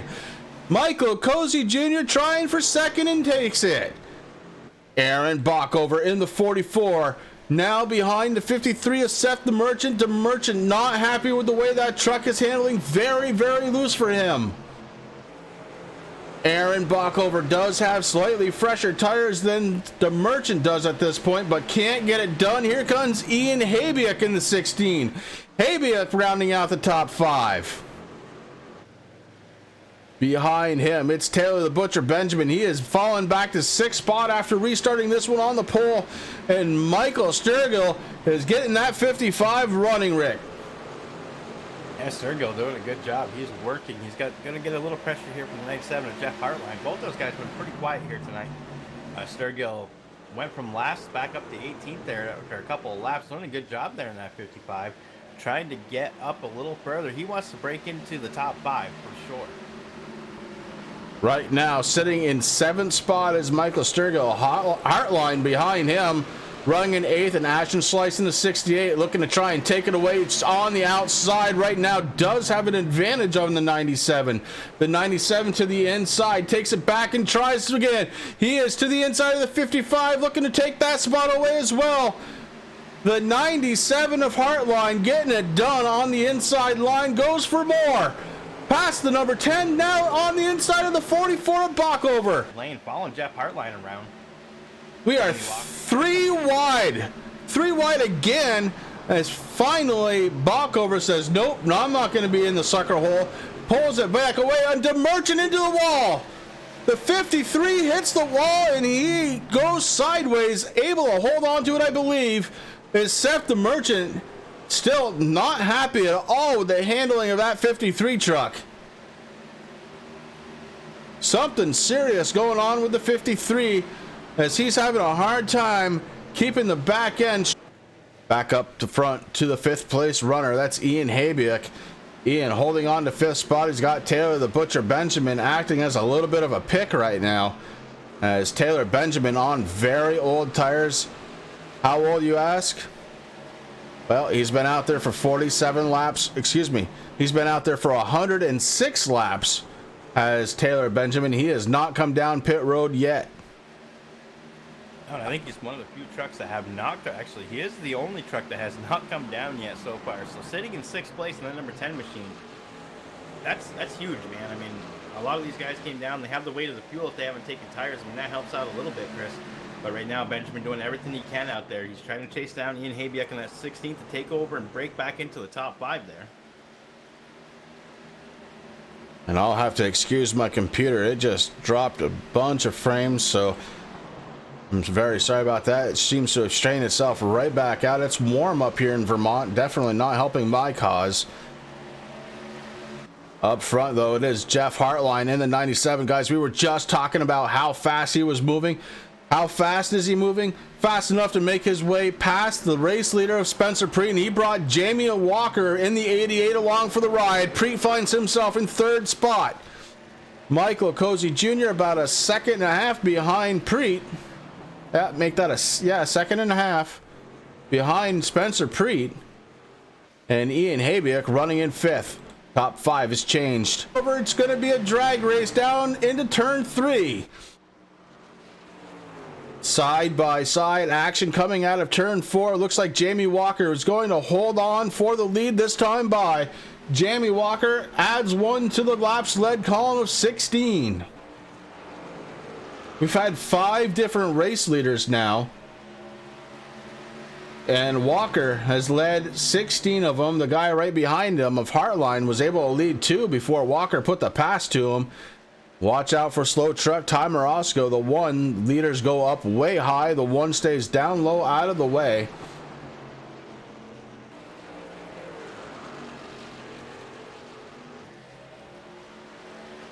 And Spencer Preet looking out that front window going, what in the heck just happened?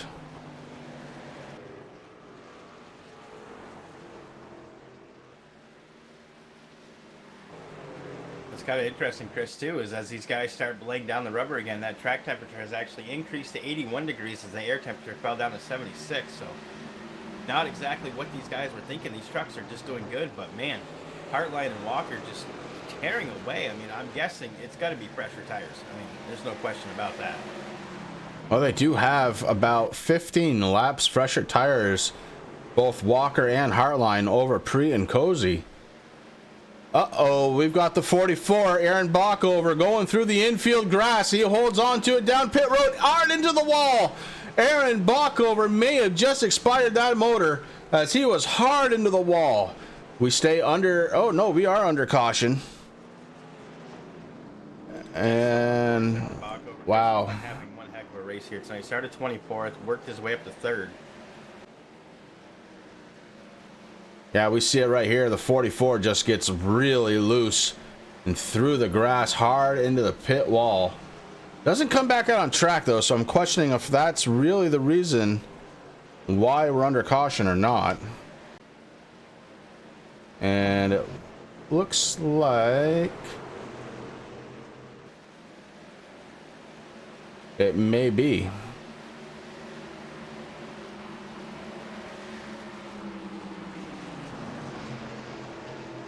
All right.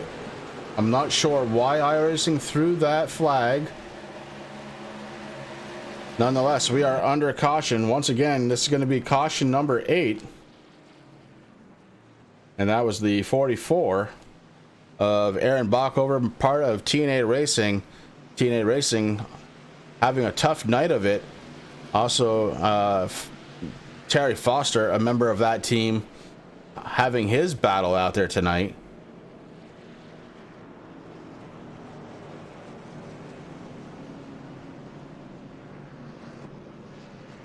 So under caution one more time, the race leader is Jamie Walker in the 88. Jeff Hartline kind of coming out of nowhere to take over 2nd spot. Did lead the race for 2 laps.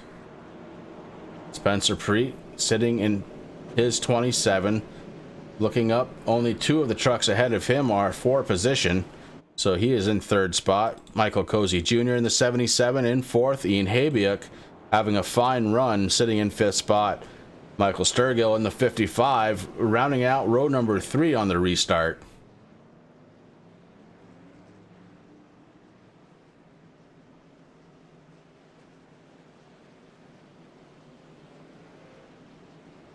You know, Chris, one person I kind of felt bad for, Taylor the Butcher Benjamin there in the number 10 Dr. Squatch machine was actually down on pit road when that caution came down, so that was kind of unfortunate for him. He's heading back down once again. Yeah, Benjamin being scored 1 lap down now in his number 10, but he's going to have fresh tires, so, you know, it's probably not going to hurt him too bad. We've got the stage coming up pretty soon. About 33 laps. And I believe he's actually serving a black flag penalty right now, Chris, for leaving a pit. There we go. He just tapped off the rest of the fuel. Doing what he's got to do. I'm not 100% sure on that. I know that Jaden got a black flag also there, clearing that, but looks like Taylor the Butcher Benjamin back out on track after filling that number 10 Dr. Squatch machine up with Sunoco Racing fuel.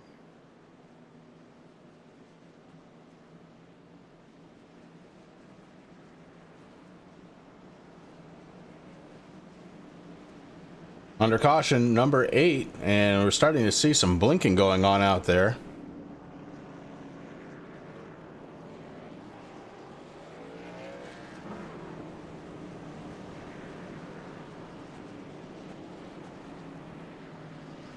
I want to go ahead and thank everybody once again for being out here on a Sunday night, joining us for the TRJkarting.com Blazing Pedals Truck Series. It's been a fun one so far. Definitely have had our share of cautions, Rick. Would love to see a long green flag run. But at the same time, it's keeping the field grouped together. And it's allowing us to have the top 19 drivers on the lead lap. Yeah, I mean, that's the big thing. I mean, obviously, we don't want to see cautions. The drivers don't want to see cautions, but it does help here, especially if you have some guys who are a little stronger here at short track ovals compared, because, I mean, the field can just get spread out, and that's exactly what these cautions are allowing. It's just good, tight, clean racing. These guys having a good time, putting on a heck of a show here. We're on lap 120 of 300, or 119. I can't count tonight. It's the sweat on the glasses, brother. I'm right there with you tonight. I asked Terry Foster before the race if he'd come up to Vermont and put my AC in, and I don't think he's interested in that, so it's too bad. I mean, it's nice up here. It is starting to cool down outside. I'm getting a little bit of a cool breeze. That'll definitely help everything.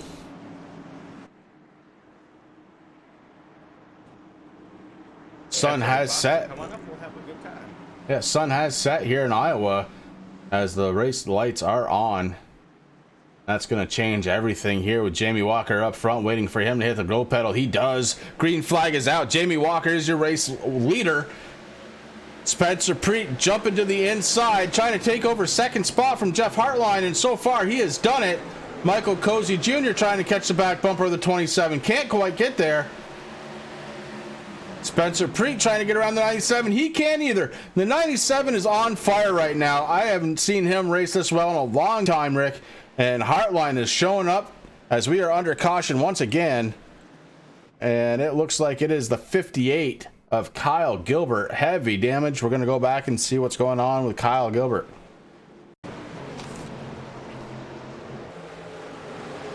Kyle Gilbert running that middle line. The 41 was there.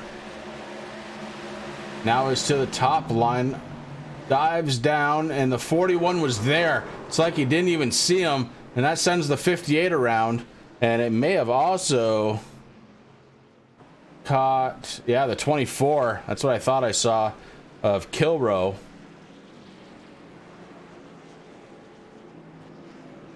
We're going to go back and watch it out of Kilrow's perspective. Don Kilrow down to the inside when this happened. He's got his own battle going on.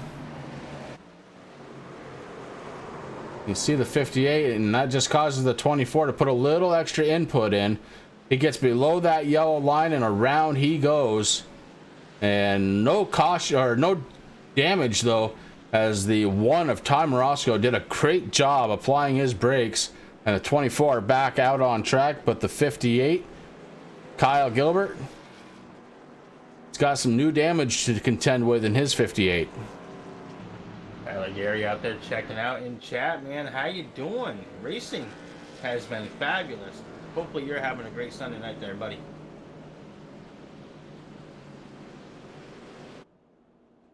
Lap 122 of 300 were slated to go under caution at lap 150 to end stage number 2. And the action has definitely been all over the track here tonight. It's actually been tough to kind of keep up with it all, Rick. These guys have definitely got me guessing here. Yeah, I mean, there's battles at the front, in the middle, in the back, Chris. These guys doing a fabulous job here in Iowa tonight. The air temperature is still sitting at 76 degrees. That track temperature is setting down right now at 77. As I get a little blink at it, Jamie Walker there. Yeah, it seems like well, it seems to be an under caution thing for the 88, because when the green flag falls, you don't really see him blink all that much. So something to watch out for, though, certainly. Something to be very aware of, is the 88 is one of those potential blinkers that you have to keep an eye out for. Going to be starting in second spot again on this restart, the 97 Jeff Hartline. I can't say it enough. Hartline came here to race tonight in his 97, and I'll tell you, he is getting it done. He's led a couple of laps here tonight, and he's been following the 88 of Walker here for the last several, but Walker now has led 28 laps, second only to the 27, who's in third spot right now, Spencer Preet. Hartline, you're absolutely right, Chris. I mean, started this race in 20th, and he hung out there and did what he had to do. You know, he actually led a couple of laps here so far tonight with 2. So definitely racy in that number 97. I could go for a Rockstar energy drink right now, that's for sure. Nice cold one.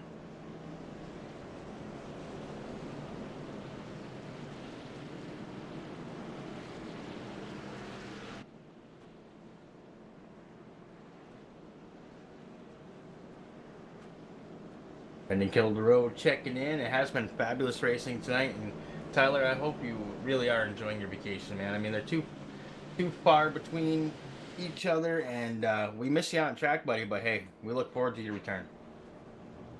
But until then, just enjoy and sit back and watch us here, make fools of ourselves. I mean, Chris and I, we're really good at that. But we appreciate everybody out there at Turn 3 Racing Network land as we get ready to go. Hopefully green. The lights on the pace car should go off this time by, Chris. Yeah, trucks are starting to double file it up here,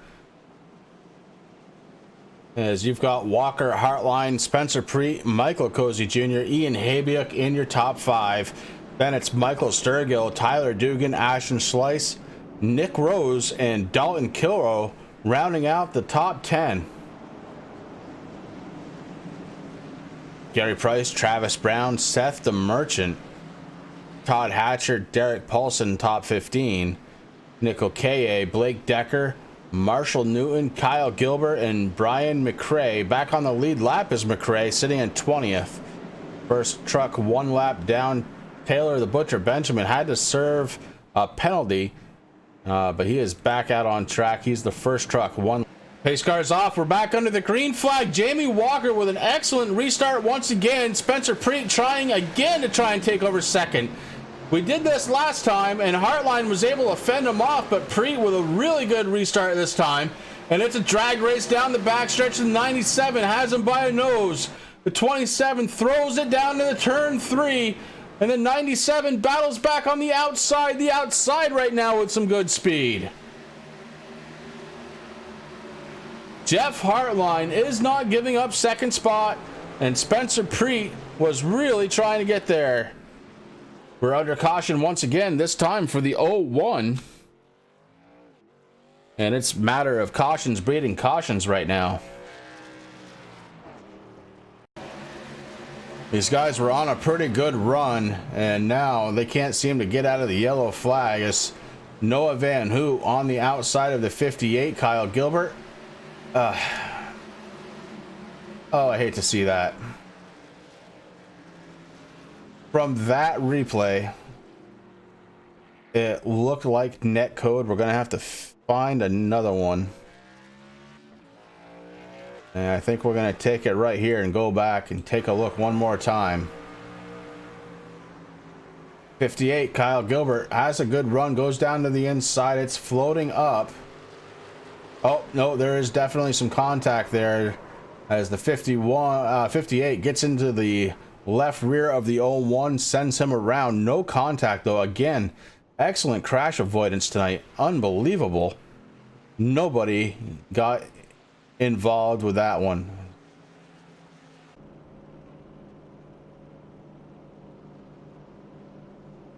So Kyle Gilbert involved in the last two cautions, and we're on lap 129 of 300. About 21 laps away from stage number 2, and then it'll be a 150 lap bash up to 300 to call this one a night. You know, one good thing about these cautions, Chris, it is allowing the tires to cool off for those guys that are running on old tires. I know one of those guys is going to be the number 16, Ian Habiak, with about 130 laps on those tires. I mean, he's kind of, you know, he's happy that these cautions are coming out just to save the truck there until he can go down into pit road and get some fresh tires. And I would expect to see it at the end of stage number 2. But right now, I mean, that's one good thing about the cautions. But you're right, cautions breeding cautions. The guys that have the older tires are just having a rough time right now as the sun goes down. Newcomer to the top 5, running in 4th spot. It's going to be the 68 truck of Ashton Slice. Ashton was involved in one back on caution number 5 that ended the first stage, and he has been steadily working his way forward. Now sits himself in 4th spot, just ahead of Michael Cozy Jr.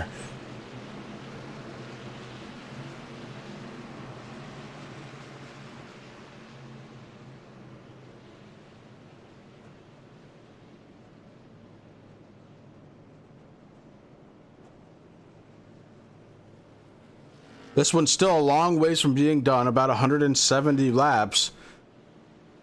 But we're starting to see the change of how these trucks are handling. And with the change has brought some different contenders to the front in the very beginning of the race.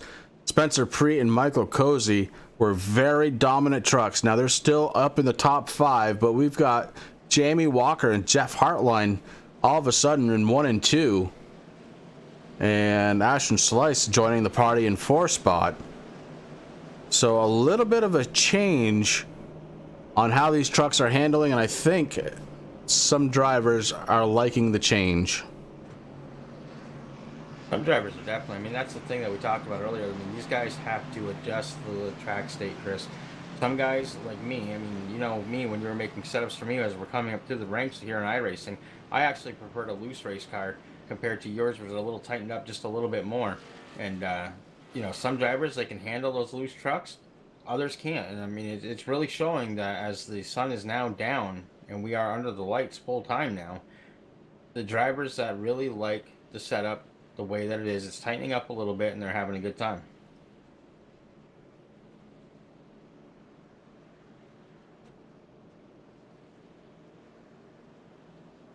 Pace car lights should be shutting off this time by, I believe, as the trucks start coming out of turn number 4. Jamie Walker in the 88 going to be your race leader. Jeff Hartline in 2nd. Spencer Preet, Ashton Slice rounding out the top 4 in row number 2.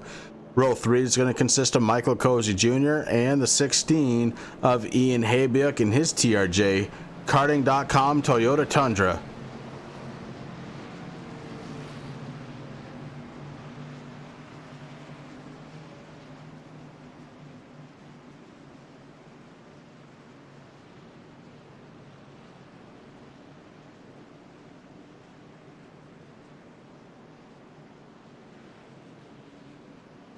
Pace car lights are off. Trucks are going down the backstretch. Going to be heading into turn number 3.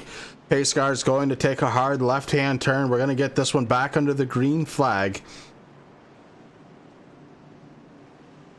About 18 laps to go before we have a scheduled caution to end stage number 2.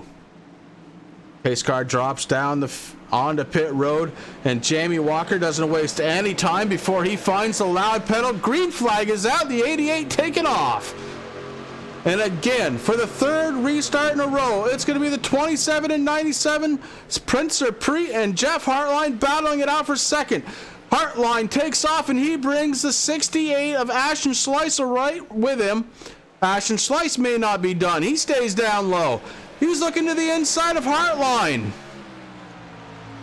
Ashton Slice looking to try and take over second as they dive down into turn one. Slice with a bit of an advantage now, pulling away from the 97 of Hartline. We've got a new second place runner. It's the 68 of Ashton Slice, seemingly out of nowhere, as we are sitting here under the green flag, hopefully trying to make it all the way to the stage finish on lap 150. The 68 wasn't done as he gets down below Jamie Walker. The 68 takes over the lead, and Walker has a small blink.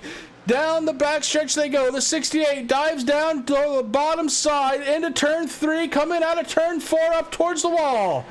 The 68 loving that fresh air, and it shows as he leads the first lap of this race for himself. And he's got Jamie Walker and Jeff Hartline behind him. Fourth spot made up of the 27 Spencer Preet. Still the most laps led out of that 27 truck at 61. Walker was able to get up to 40 before he was passed by Ashton Slice.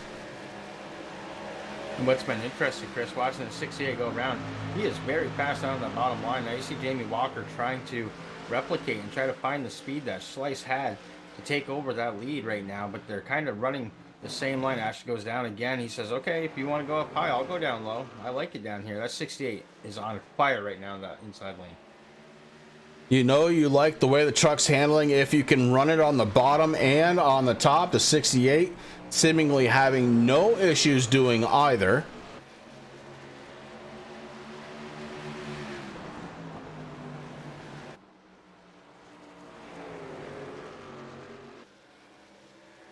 That said, Jamie Walker now dives down to the inside across the start-finish line. They are lined up side by side. Walker trying to get the lead back, and does, heading into turn number 1. Jamie Walker was only in second place for a few laps, but Ashton Slice couldn't hold him off. They look to do battle again. The 68 back down to the inside now.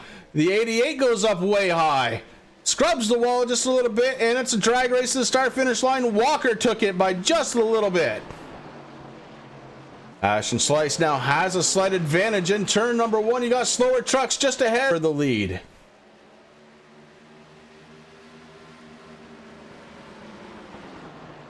Nine more laps before we drop the yellow to end the stage, and Ashton Slice seemingly, again, out of nowhere, has taken over the lead. That's how Ashton likes to drive too, Chris. He's just one of those drivers that will sit back mid-pack, do what he has to do until he feels like he can save his equipment enough to make a run, and that's exactly what it is. And that 68, no matter where he goes, he is fast on the track. He can run in the middle, he can run on the top, and he does a fabulous job of that inside lane. We saw it time and time again there the last few laps as they try to go around the lap truck of the number 6. Ashton's just having a good time. I mean, a little bit of damage there on the back of that icebreakers Energizer number 68, but it's not a big deal here in Iowa. Having a good old time out there. And I love that truck. That truck looks beautiful. In the daytime, looks beautiful. Under the lights, Chris. And he's right where he wants to be right now. As you were talking, we were watching the 9 truck of Nick Okeye. And Nick was being passed by Taylor the Butcher Benjamin. Taylor Benjamin goes around Michael Cozy as well. Benjamin picks up 6th spot. And he is looking to try and get around the 27 now of Spencer Preet. The 10 truck seemingly coming to life again.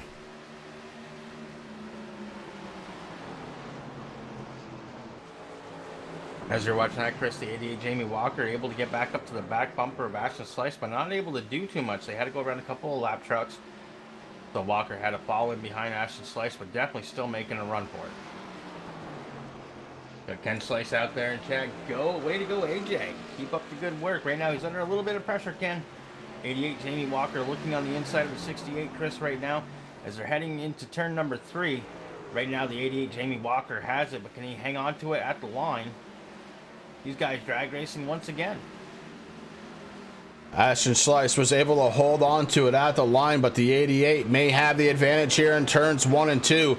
No, they stay side by side, door to door, and the 68 now with a slight advantage gets in front of the 88. Now Ashton Slice drops down to the inside lane.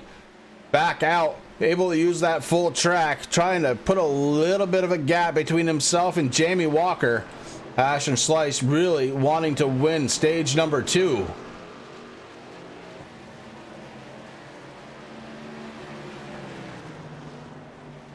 Jamie Walker's got about 3.5 laps to try and reclaim first place. But Ashton Slice, I don't think he wants anything to do with that. He does have slightly fresher tires, Rick, and that might be the difference here as we start edging closer to the end of stage number 2. I mean, we know it definitely helps because we've been seeing, I mean, Ian Habiak out there on those, back down at the last caution, 130 laps on those tires. He fell from 6th. He's sitting back right now. Well, he's back in 7th place, battling or trying to figure out what he has to do to get back up to Michael Cozy, back in 9th. My scoring's going all over the place. So Ian Habiak sitting in 9th right now. Those tires are just, I mean, tires are huge here at Iowa. And right now we're back, I'm looking back with Ashton Slice getting around the number 48 truck. Still got the 88 of Jamie Walker there. Next time by, caution slated to come out to end stage number 2. Ashton Slice is leading the way in his Icebreakers number 68. Ashton trying to get the bonus points for leading at the stage, and he comes out of turn 4 up towards the wall, crossing the start finish line. Ashton Slice, stage 2 number winner. Jamie Walker knows he had it, just couldn't hold on with those slightly older tires. And congratulations to the 68 team for winning stage number 2. He's led 15 laps so far, Rick, and oh man, he is looking good out there. Those tires definitely paying dividends for him. Definitely. Speaking about tires, Chris, I have a real good feeling that pit road is about to become very, very busy. Yeah.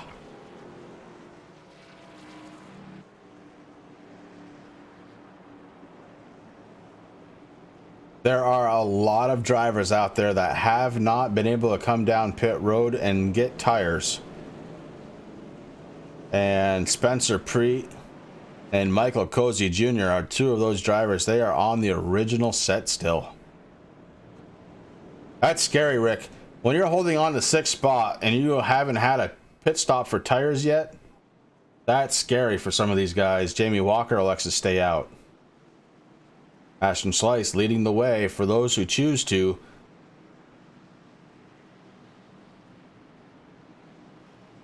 I'm just watching these trucks pull into the road, Chris, and you just know that their drivers are like, give me 4, give me 4. If I still have 4, give me 4.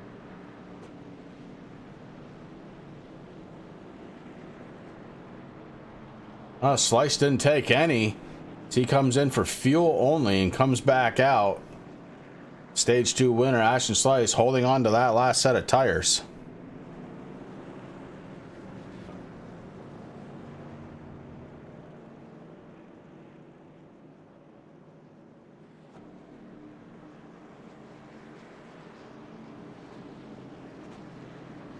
Now that Ashton Slice has finished his service down on pit road, I'm going to bring him up here.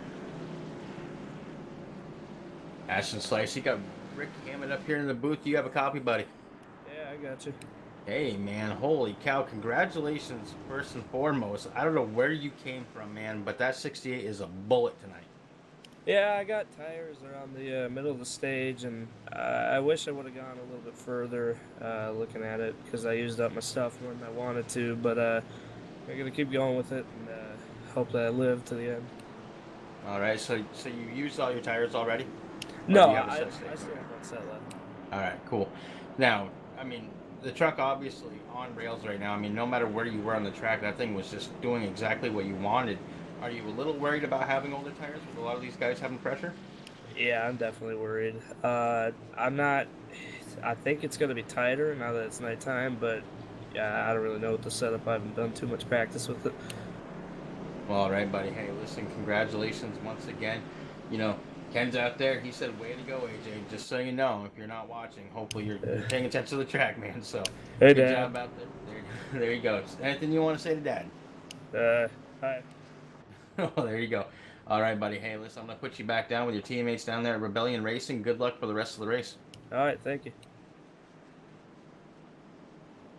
That was the driver of the number 68 Icebreakers Energizer Chevy. I love those colors, Ashton. Keep those things going. I'm glad you brought them over with a new truck, man. Congratulations. Stage 2 winner, Ashton Slice.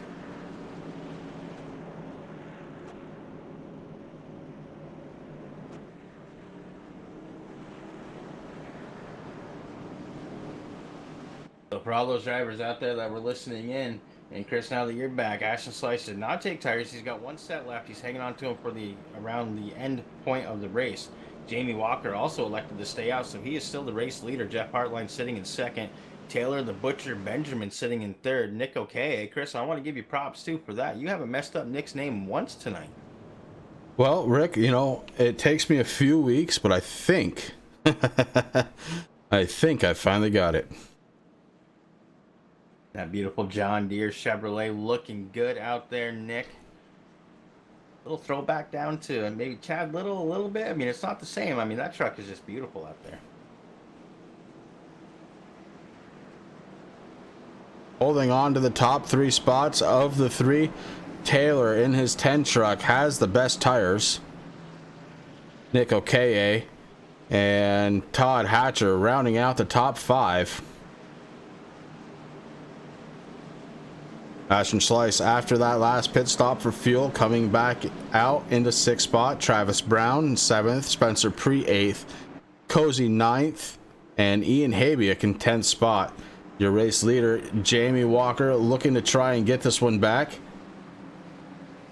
Skittles, you're supposed to charge your phone before the race starts. We're going back under the green flag. Here comes Jamie Walker. Walker with a great restart. Jeff Hartline finds himself battling with Taylor the Butcher Benjamin. The 10 truck with fresher tires tries to hold on to the bottom line and find speed. Spencer Preet in the 27 making his name known, going 3 wide. Preet passes them all, launches himself into 2nd spot. This time has the tires to make it stick. And the 27 starts to march his way up front. Spencer Preet hasn't been there in a long time. Would love to get back there. Stage 1 winner Spencer Preet gets around the 88 and he is gone. Spencer Preet looking good now on those fresh tires. The 77 Michael Cozy Jr. following him through takes over 3rd. As we are under caution. And it looks like it's the 38 of Hunter King. We're going to have to go back and see how that one started.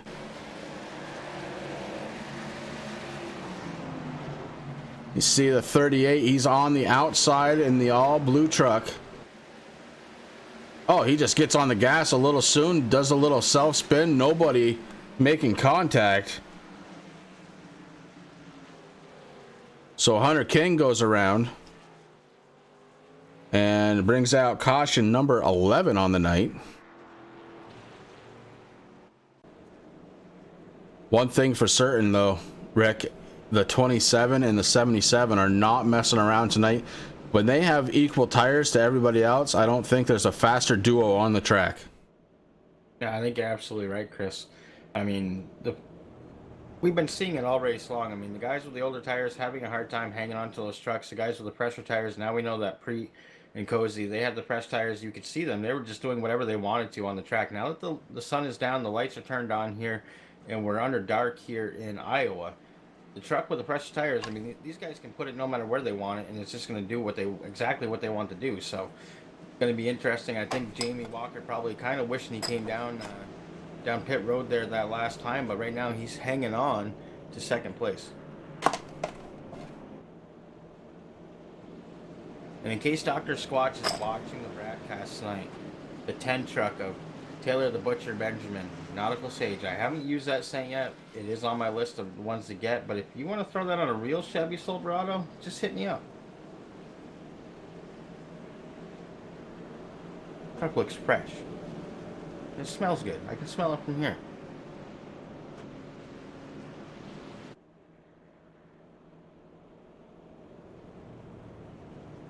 Jamie Walker, he's your race leader. He's going to be starting.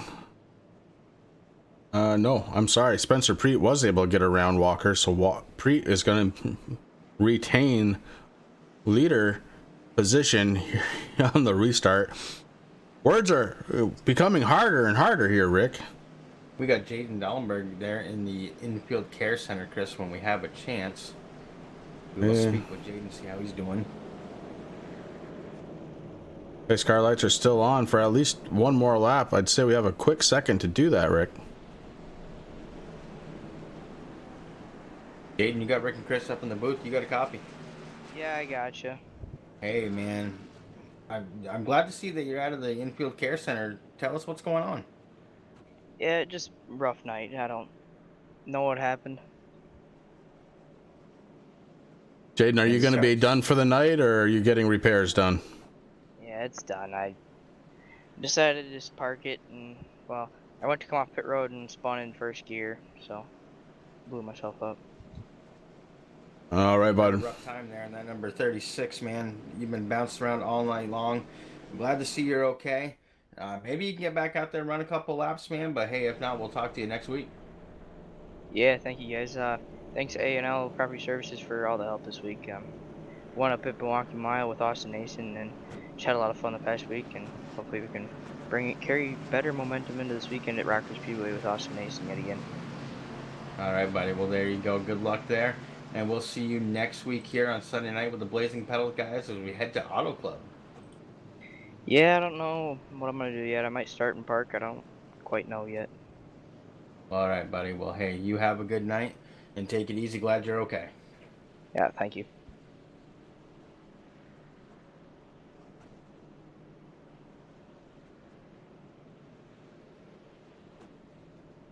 That poor guy's been beat up since the beginning of the race, Chris. He started there with the first caution. He was involved in the second, also into the fourth.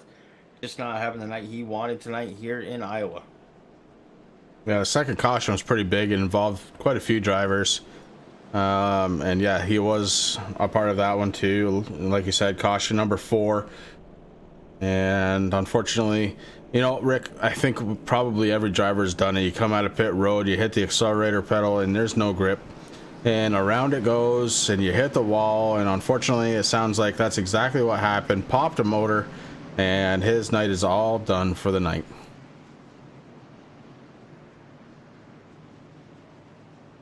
Trucks lined up 2 by 2. We're getting ready to go back to the green flag, the TRJkarting.com Blazing Pedals Truck Series, bringing you all the action here live on the Turn 3 Racing Network. We're coming at you from Iowa Speedway, where the track temperature is down to 76, air temperature 75. Keep in mind this is a 0.9 of a mile track, so short trip completed as we go back under the green flag. Spencer Preet going to be your race leader.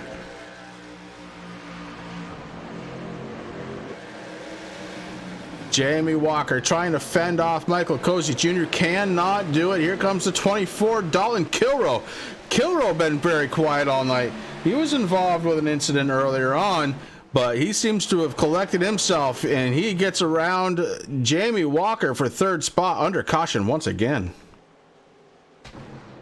And this is a big one, Rick. This one's going to take some time to sort out. Looks like Corey Sherman in the 3 truck was involved. I'm not sure if that's where it started or not. No, it definitely started way up ahead, the 02. Let's see if we can pull his number.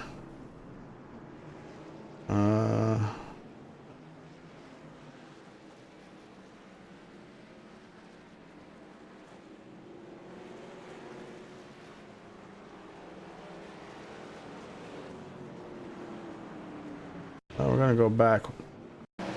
See if we can't catch that again.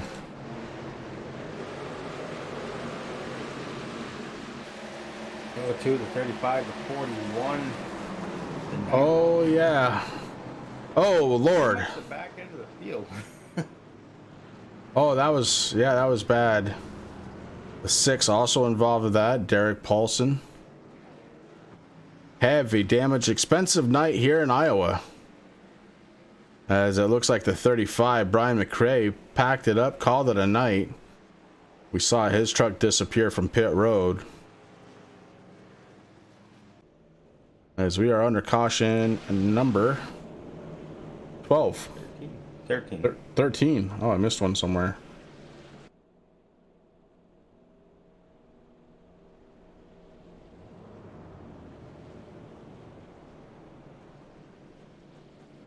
I don't really want the driver chat. Yeah, not right now. You don't want to hear that, trust me. I'm lucky because I get to listen. And actually, this league has so much respect for each other out on the track. It's actually not as bad as you would think that it is. It's actually very quiet out there. Nonetheless, we are under caution again, and we're going to step away, take a quick break and a timeout for us. Give us a break to kind of collect our thoughts. We'll be right back.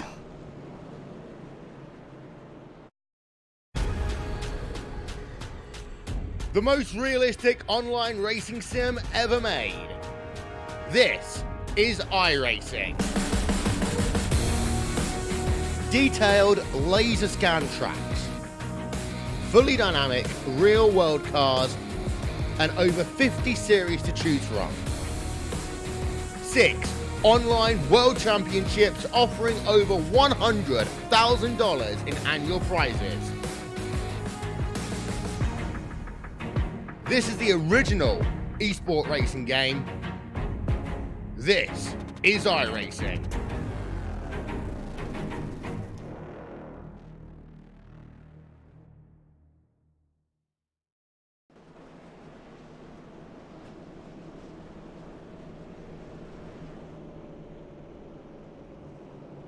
Back live here at Iowa, and Rick, we've got a couple more guys in the Airdenfield Care Center, and I know you went down to talk to them. Why don't we start talking to them live here?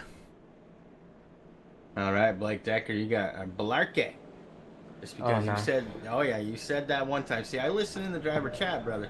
But listen, it looks like your night's pretty much done there. You just got out of the infield care center, man. Tell us what's going on. Yeah, it's rough. Just people being overly aggressive with 150 to go. I mean, people have been aggressive all race. I think the caution number really shows by that. But it's kind of frustrating running pace laps all the time. Nothing really I can do. You're right. I mean, Chris and I would talk about that a lot during the broadcast. Cautions, when you have them, they breed cautions. And it's just really hard because, it gives you guys a chance to get a little bit of a break, but it's also frustrating for a driver. So I'm glad to see you're okay, buddy. Hopefully you'll be able to get back at that truck all set for next week over there in Auto Club. Yeah. All right, brother. Hey, listen, you have a good night, and we will see you next week. Yep, you too. See ya.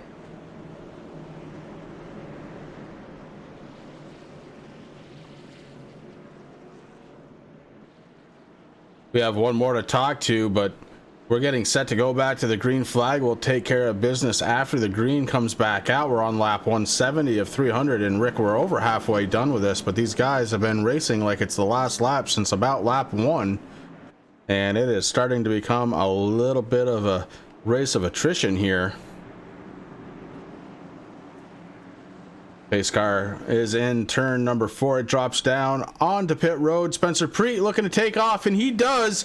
Michael Cozy Jr. not there. Cozy a little bit slow to pick up the throttle, and Jamie Walker may be trying to take advantage of that.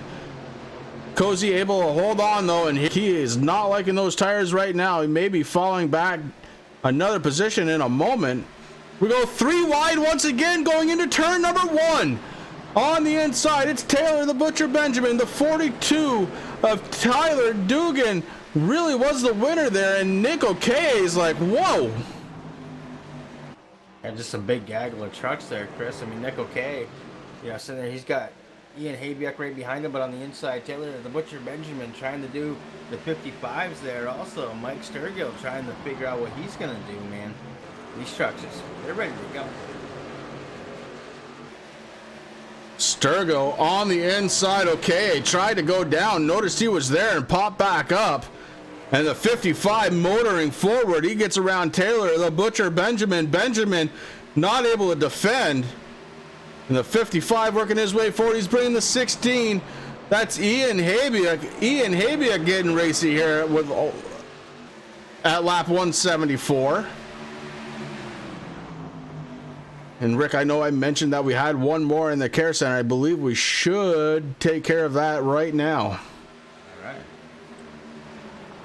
Dr. Squatch, brother, driver of the number 35, Brian McCray. You got Rick and Chris up in the booth. You got a copy, buddy?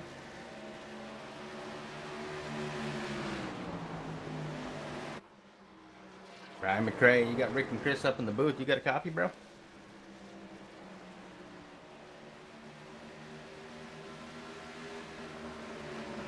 All right, we'll try to get with Brian McCray a little later there. I know he was another driver that did the Indy 500, the Coke 600 there this weekend.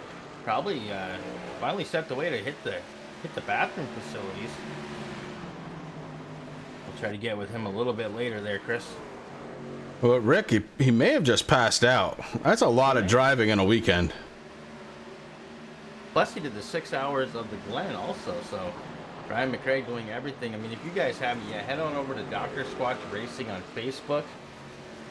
Give Brian a follow. And just watch all the racing he does. I mean, great group of guys. I mean, Mark Arthur's with those guys, and, you know, he was sitting there talking and just so relaxing. I watched a lot of racing there with the Dr. Squatch Racing guys this weekend, and it's just amazing to see what they do and how they help develop other drivers, too, that maybe aren't part of the quote-unquote team. But, you know, they don't discriminate at all. They help anybody who is seeking help, and really cool to watch those guys race.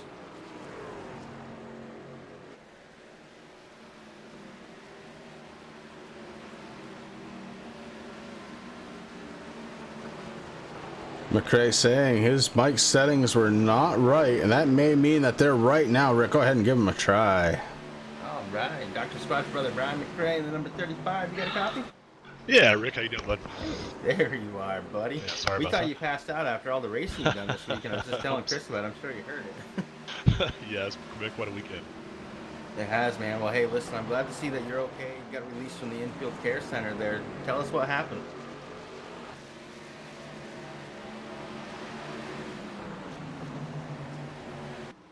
Uh-oh, we might have lost him again, Chris.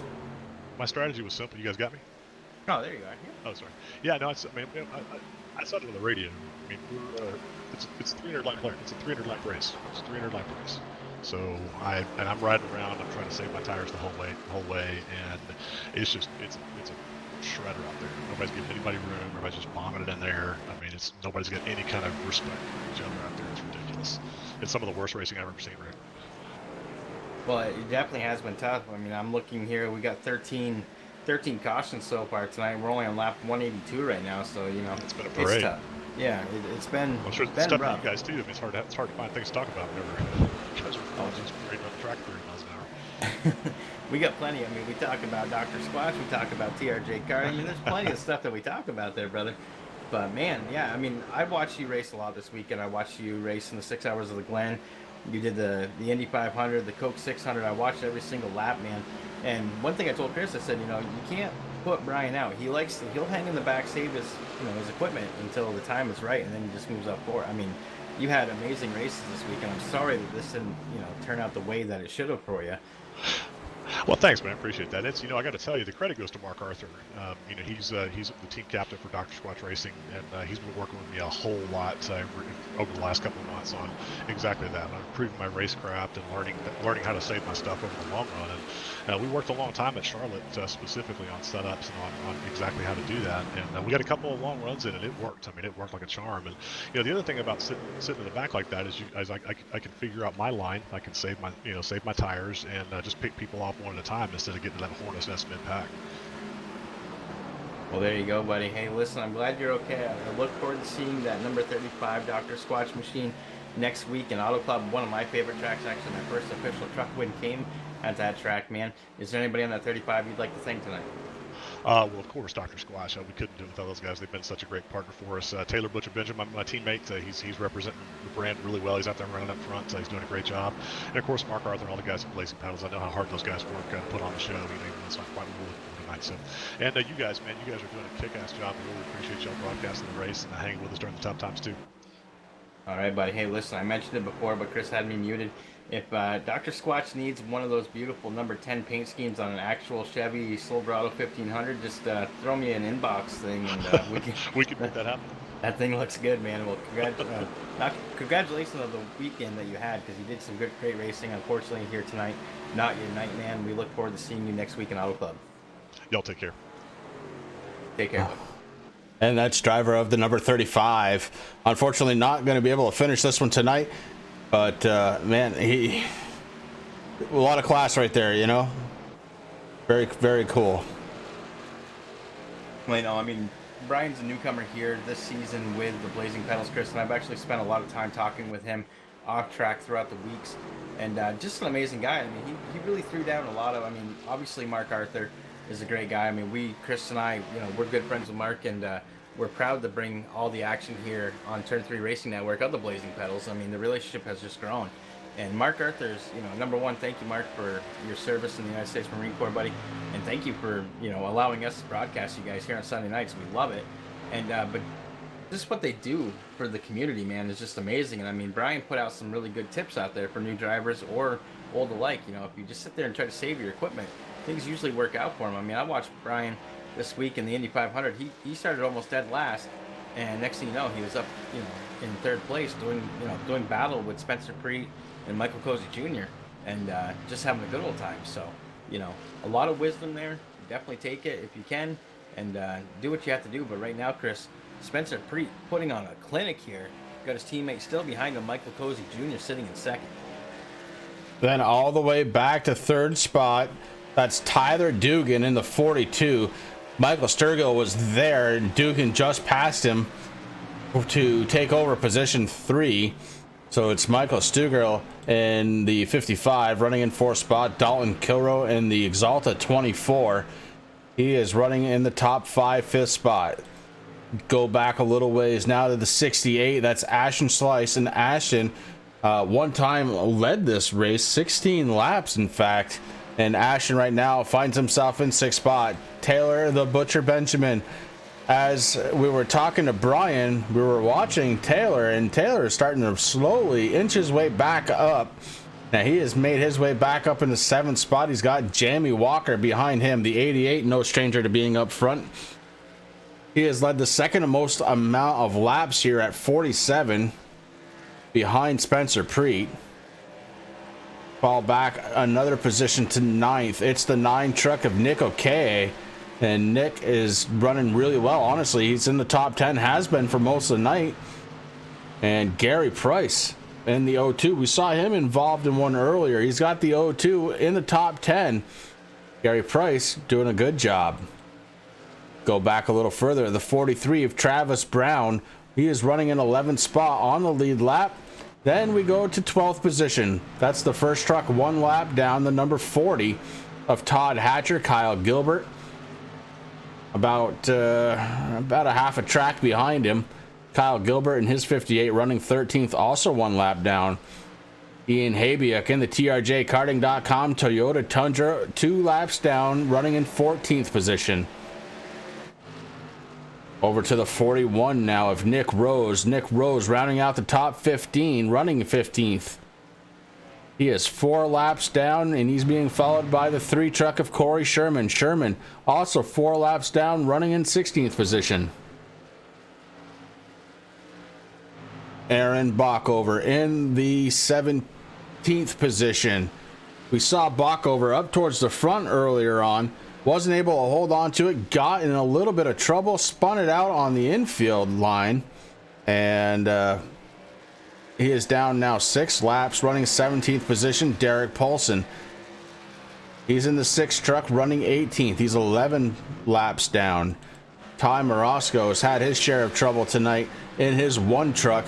Ty running 21 laps down in 19th position. Marshall Newton in the 76 on pit road, hanging on to 20th position. 21st, Jeff Hartline. Looks like he has exited the track.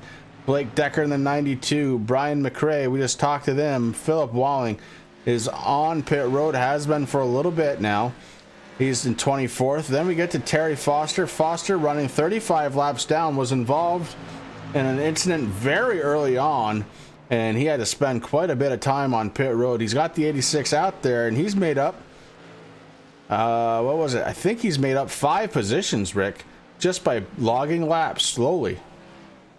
And that's the thing, Chris. I mean, we talked about it multiple times. You know, this is a really long season, so every point counts. I mean, obviously stage wins and in the top 10 of the stages, you know, really help. But, you know, if your truck gets damaged, I mean, these guys do not run fast repairs. So if you got to sit out there on pit road for a little bit, let your team repair your truck, get it back out on the track and log laps, I mean, you're still going to pick up a couple positions, and every single point counts. So the guys that are doing that, you know, it's fabulous. They get out of the way of the race leaders and the other drivers, and they just log the laps, do what they have to do, and that's just an awesome thing to see. After Terry Foster, it is Brian McRae, as Foster was able to get around him now. That puts McRae down one more position. Foster up to 23rd. Noah Van Hoo off track in 26th. Jonathan Cross, 27th. He is out on track in that 11. He's being scored 55 laps down, but he seems to be up to speed. So Cross trying to make up a couple positions there. Seth the Merchant earlier on was a very dominant truck. He is off the track now, being scored in 28th position. Jaden Dahlberg, we talked to him earlier. He's 60 laps down, being scored 29th. Hunter King still out on the track, being scored 75 laps down. But this is how important it is to be out there. You have to be out there for every lap possible. You have to get every point that you can. Hunter King looking to try and improve his position. Hank Caston off track, 108 laps down, will not return. Aiden Patterson, 153 laps down, being scored 32nd. Boyd Hogan never started this one, and that is the field as they run right now. And it has become a bit of a battle of attrition here between these guys, Rick. And right now, only the top 10 drivers are on the lead lap. Yeah, you're absolutely right. Travis Brown, the number 43, the first truck, 1 lap down, sitting in 11th position, Chris. Trying to do what he has to do. I mean, obviously, if another caution does come out there, he can win the lucky dog and get back on that lead lap. But man, I mean, the whole front, top 5 have just changed. You know, Jamie Walker was dominating there for a little while. Walker led 47 laps here so far tonight. He's sitting in 9th place. Nick Okeye in 8th, just like you said. Taylor the Butcher Benjamin 7th. I mean, these guys, you know, Ashton Slice, he fell down. He was running in the number 1 position there for a little while, sitting in 6th, trying to work and battle his way back into the top 5. Got a little bit of work to do to catch up to Dalton Kilroller, sitting there in the top 5. So the truck's definitely moving around. We got a good green flag run going here, Chris. We're on lap 207 of 300. So this is where a lot of things matter. I mean, you're going to start seeing guys come down pit road. As a matter of fact, Jamie Walker in the 88 down to get service on his machine. Todd Hatcher also coming down. Walker finished. He is trying to get back out onto the racing surface.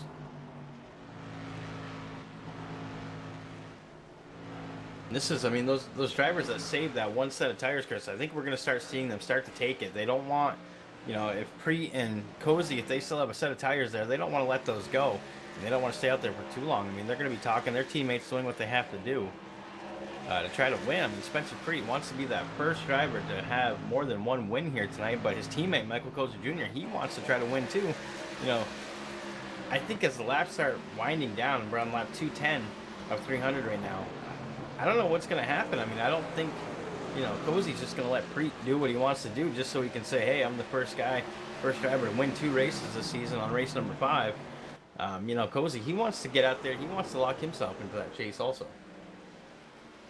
So these guys that are coming down pit road for service, Rick, it looks like you go down 2 laps if you're getting tires.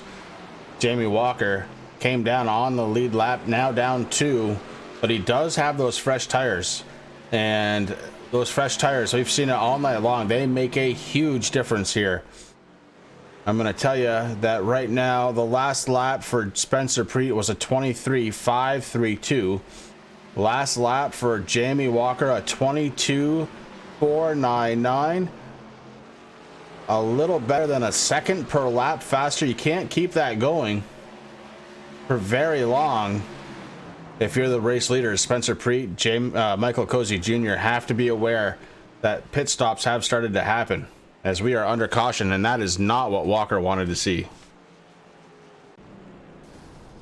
And it looks like it's the 43, Travis Brown. Heavy damage there. We're going to go back just a little further, see if we can't figure out what happened. Oh, he gets loose. Gets very loose all on his own, up into the wall.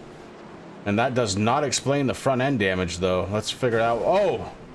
Oh my goodness. The 41, Nick Rose, just piled right into him. 41's going to be done for the night. I bet you the 43 also going to be done for the night. That was a huge hit. We're going to go back and take a look at that one again.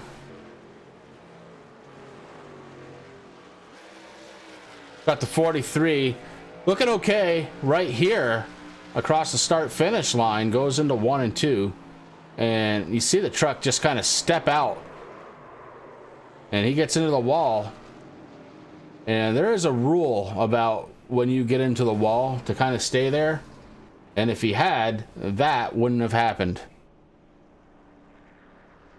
That said, Definitely one of those double-edged swords there. Yeah, that said, Nick Rose really should have probably seen him there. I don't know what was going on there, but here we are under caution number 14. And that's just, it's, you know, sad to see there for Travis Brown, Chris. I mean, he was running up towards, you know, in the top 3, top 5 for a lot of the night there in that 43, doing a good job. And just unfortunate, I mean, again, once those tires go away, these guys have to be careful, because, I mean, you and I, something that you taught me, Chris, when I'm out on the track with you, you know, when you get pressure tires, you feel like Superman. You think that your vehicle is going to do whatever you want it to do. You know, a lot of times on restarts, when those things haven't warmed up, especially on the roadside, you know, they're slick. And then when they finally get in there, you start doing crazy things. Well, you got to remember that those tires are wearing away, and iRacing has been doing a really good job with the tire model, and there's been a lot of changes throughout the builds there, just these past few seasons that they've had. And, you know, these guys, you got to be careful when you're coming out of a corner and you're getting back into the gas a little bit. You got to really be careful and pretend that you have that egg underneath your pedal, so you're not just mashing it down, because if you do, your truck's going to get loose. And that sends you around, and unfortunately that may end both of their nights. Nick Rose in the 41 came in and piled in on the 43 of Travis Brown. They are both on pit road. Don't think, well, I don't know, I hate to say they both popped their motor, but I'm certain they did. A couple of guys really did not want to see that caution come out, and Jamie Walker was one of them. Walker being scored 2 laps down. We'll get one back by staying out on track. May get the go around for the pace car. He'll be wanting another caution here pretty quick, I think, to try and keep up with the leaders. But too bad for Jamie Walker, as he had just come down pit road not that long ago to take service, and now finds himself down 1 lap.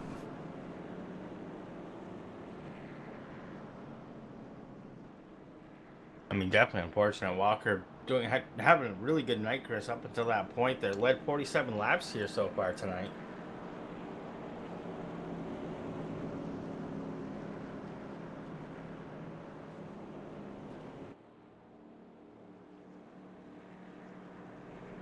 We're going to go ahead and take this thing side by side, run a quick commercial break. We'll be right back.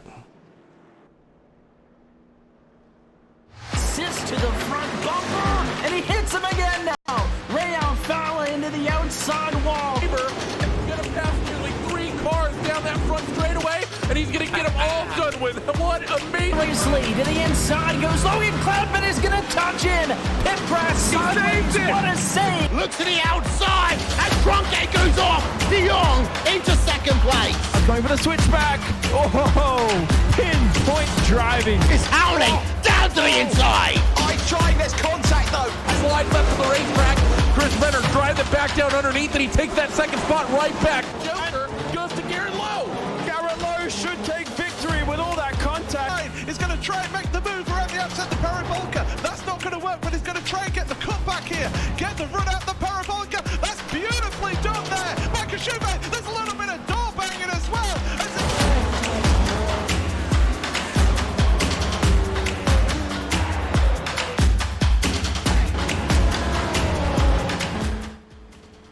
And we cut that commercial break short just to bring you the green flag. Michael Cozy Jr. going to be the race leader. As Preet came down for service, Cozy Jr. takes over the lead. Taylor the Butcher, Benjamin in that 10 truck looking to try and serve. Notice we've got the 9 of OK going around. Nick OK goes around hard into the inside retaining wall. And one more popped motor as the attrition continues to happen here for the race. Unbelievable night these guys are having. Not typical of these guys whatsoever.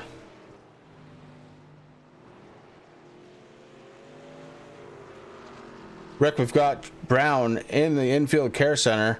We should go ahead and talk to him. And I think we're going to have more to talk to before the end of this night. Travis Brown, you got Rick and Chris up in the booth. You got a copy, buddy? Yeah.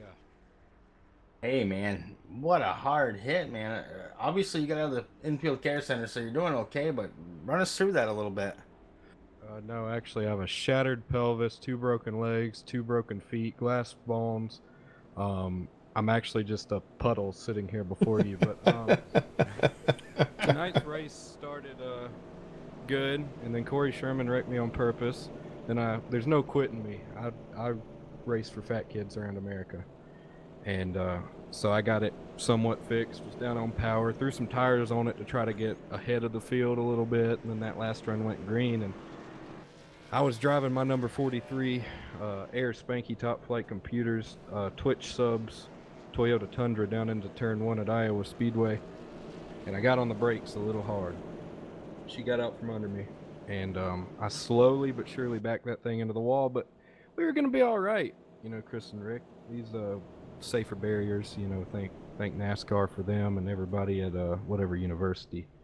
But it didn't do too much damage to my number 43 truck, and I sat there, actually, you know, did a little work on my computer, typed a narrative essay, ran to the grocery store, walked my pig Spanky, came in here, made my bed, did laundry, raised 2 kids and put them both through college, and then Nick Rose hit me.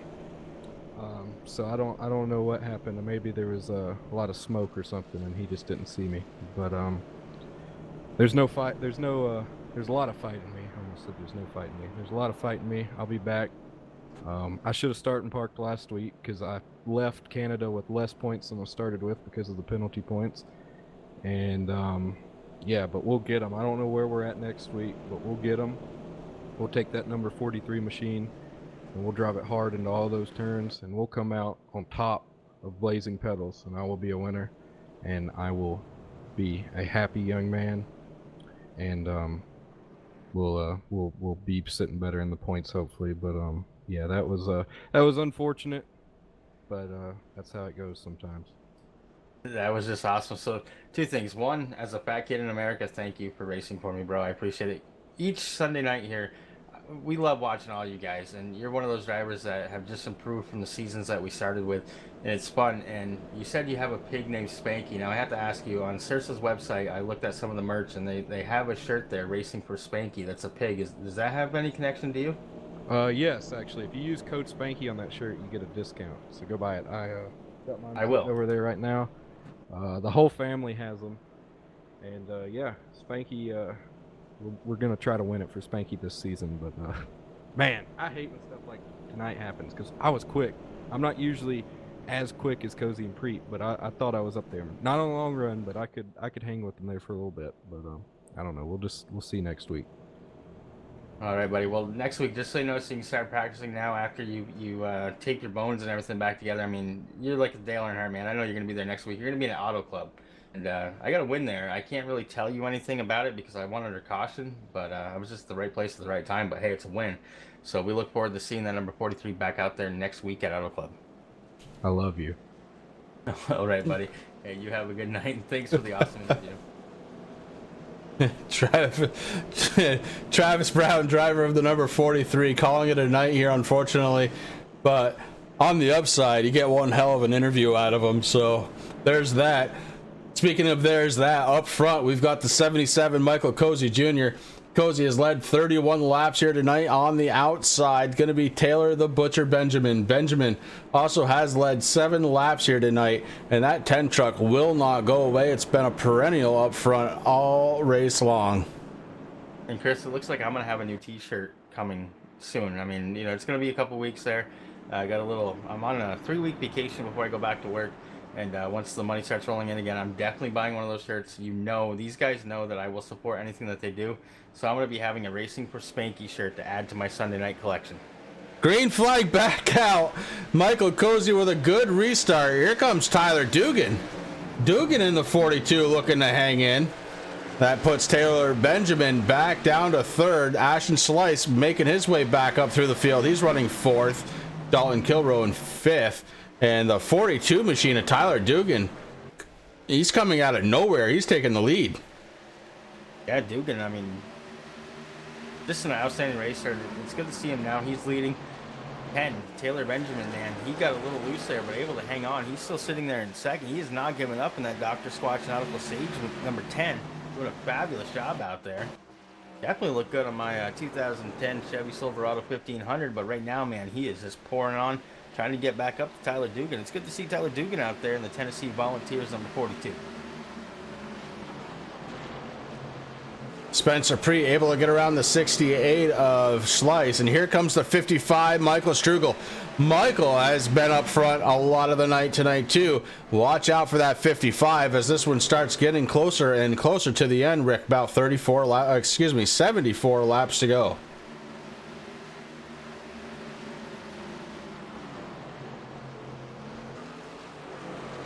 But Cozy did not get the restart he was looking for. He has lost the lead and lost touch with them. As Tyler Dugan and Taylor the Butcher Benjamin have checked out. The 55 now looking to try and take over a 3rd spot from Michael Cozy Jr. And I think what you're seeing here is a different tire strategy between the two. I believe the 55 has new tires. I believe the 77 is on old tires, and the 55 goes around Cozy. Very interesting here because I believe these guys can go about 112 laps on a tank of fuel. You don't want to do it because your tires are going to hate you. But if we go green the rest of the way, Cozy's not going to like his truck by the end of this one. He already isn't, as the 88 going around him right now. Jamie Walker back up in the 4th spot.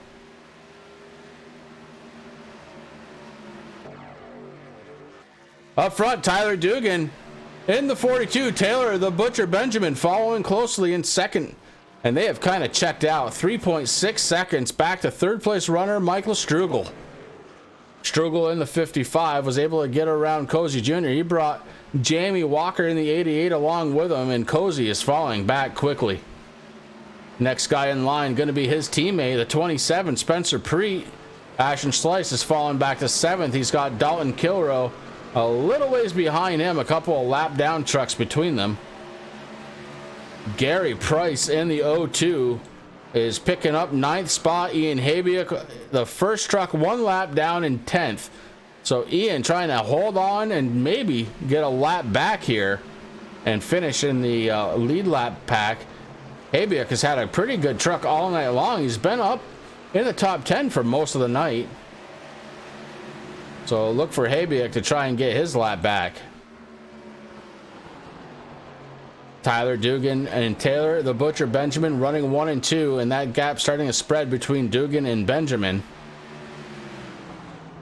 But not by very much. These guys very equal. And they were on pit road 18 and 19 laps ago, respectfully.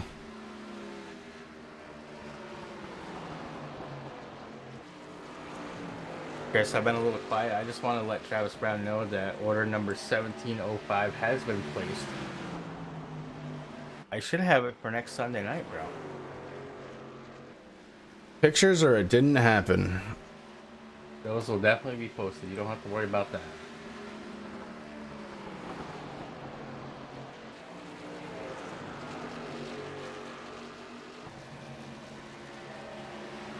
We started this one off, Rick, with 32 drivers, and it's tough to figure out how many exactly we have now. We've got a couple of guys that have been on pit road for a very extended amount of time. Nick Rose, one of those drivers. He was involved in the last one. Nick, excuse me, two ago. Nick Okeye, I almost messed it up. Almost. Nick Okeye in the 9 has been on pit road for 9.5 minutes now. I mean, it's definitely been a rough night here. I mean, we've had, 2 stage racing, so lap 75, lap 150, 151 technically at the end of lap 150, so you can knock 2 of those out. So we've had 13 cautions total here at Iowa. I mean, the setup was a little bit loose there when the sun was still up, and then when we got here at night, I mean, the racing's been good, but there's a lot of guys out there that truck's just not handling the way that they want. And we've been seeing a lot of spins and everything. We're on lap 238 right now of 300, so we're getting down there, Chris. I mean, these laps will tick away, especially if they stay under green. Right now, Tyler Dugan doing a heck of a job. Taylor the Butcher Benjamin having fun too. I mean, losing a little bit of time there on Dugan, so definitely the tires coming into play here. But I mean, that's short track racing too, Chris. I mean, next week at Auto Club, these guys are going to be on a little bit bigger track. I mean, one of the tracks I love because you can just flat out race it and have fun. Do a little bit of Kyle Larson wall riding there. So that'll be fun to see. That'll be next Sunday. I'm looking forward to that.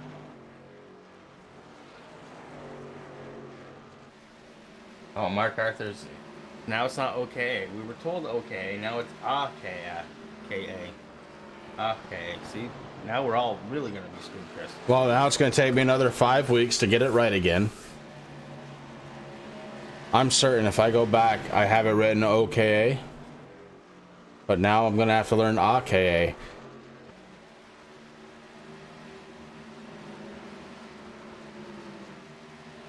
And I was so happy. I was doing so well. Mark just burst my bubble. You got Mark her out there telling us that we're saying it wrong.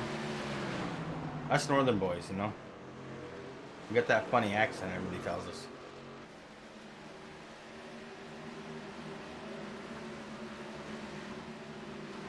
Akie, that is not what we were told. I can't. We're all in trouble. Akie.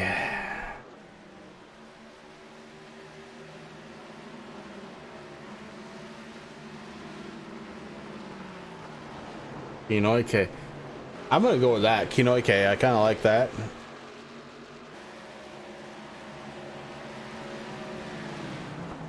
Following along the 88, Jamie Walker running in 3rd spot, trying to catch the front 2 trucks, and is actually having some success with that, Rick. He has knocked about a second off from the gap between himself and Taylor the Butcher Benjamin. So Jamie Walker, he has been fast tonight. He's led 47 laps. Pales in comparison to Spencer Preet in his 119 laps led, but Walker has definitely been fast. And he is trying to close in on the 2nd place runner, Taylor the Butcher Benjamin. Taylor Benjamin is running about 0.3 of a second behind your race leader, Tyler Dugan. Dugan and the 42 coming out of nowhere now leading this one.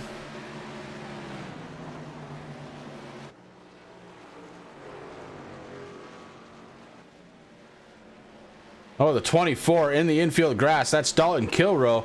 Trying to gather it back up. Can't quite save it. Goes back down into the infield and into the wall that separates the track from pit road. The 24 is now being scored a lap down. Dalton Kilrow wishes he could have that one back. Just gotten into the gas a little too soon there and sent himself around.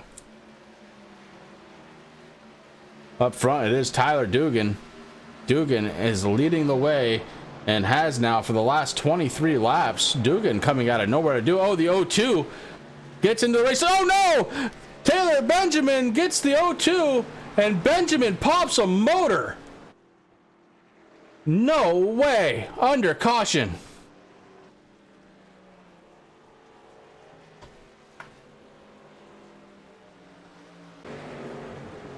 The 42 and the O2 make contact. The 2 comes back down and hits Taylor Benjamin. And there goes his motor. The O2 able to drive away. I'm not sure the motor is done in the 10 machine, Chris. He's back up still in second place there. Yeah, he's smoking pretty bad. We're going to go back and take a look at that one more time. From the cockpit, we'll see these 2 trucks ahead of him get together.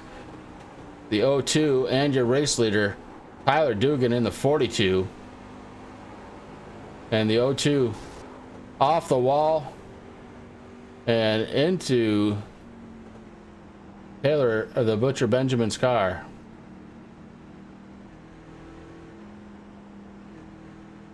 Now his engine is still running.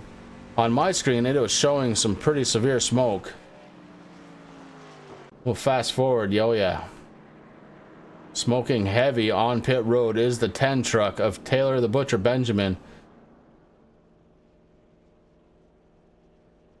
Unfortunately, not going to get the finish that he really did deserve here tonight, Rick. He was running great tonight. Oh, I mean, he definitely was. Taylor started this race 9th. He got up to first there. Led a few laps, actually 7 total, and I hate to see that. I mean, he was having such a great race. Yeah, and I was just gonna say it, and I got a message in from race control, but you know, when we went and looked out of the front window of Taylor Benjamin's truck, we saw there was actually no contact between the leader and the O2. It was severe netcode and some of the worst that I have seen to date on iRacing, and that's an absolute shame. Again, Taylor Benjamin was having a fantastic night, and now he finds himself on pit road going a lap down.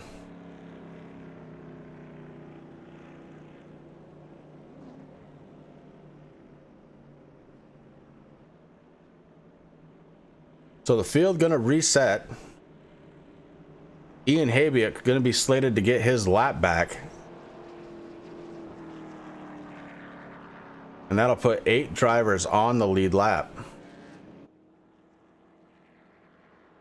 A good long green flag run, and it took its toll on the field. A lot of drivers now down laps. Tyler Dugan really didn't want to see that caution come out. He was having a good time out front. Now the whole field's going to be bunched back together again. I mean, there's nothing that we can do to stop that, Chris. I mean, that's one of the downfalls of sim racing, is that you're at the mercy of the servers that we're connected to. And that right there, that was just unfortunate. I mean, to lose a race, number one, or to crash out of a race is never a good feeling. I mean, I've been there, you've been there. And when it's something that is not of your control, that makes it like 10 times worse.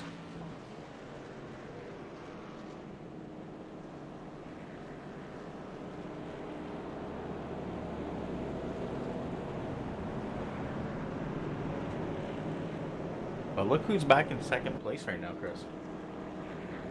Yeah, the 88, Jamie Walker. You know, he was running a good solid third, and he had some room that he had to make up. Well, that's what this caution is allowing.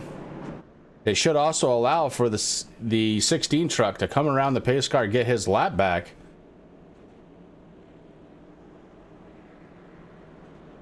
And look who's running third now. It's going to be Michael Sturgill.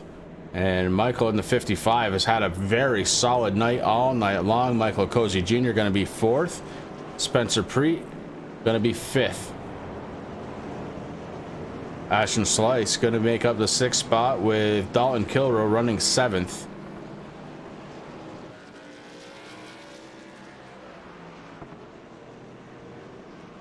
And I'm not sure why, but Ian Habiak does not get his lap back.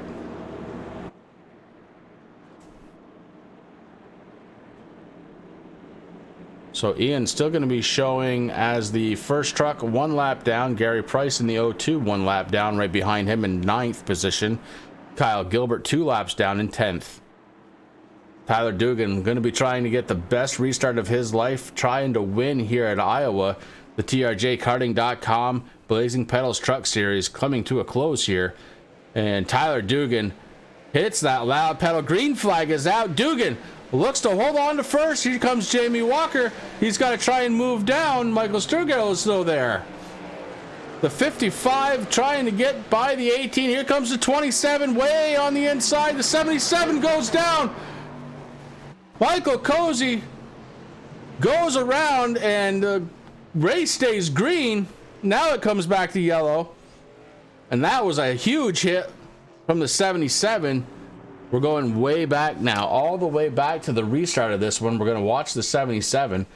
He's going to come down on the 55 thinking he's clear, and he was not. He chopped the nose of the 55, and that sends the 77 around.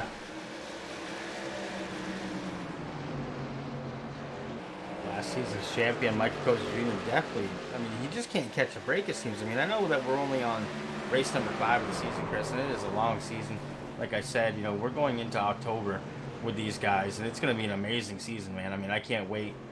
But, man, Michael Cozy dominating last season and just not getting any of the luck that he needed so far in season number 2 of the TRJkarting.com Blazing Pedals Truck Series. Yeah, it all kind of started. Walker had moved up to kind of block the position, so the 77 decided he was going to come down. The problem with that is the 55 was already there.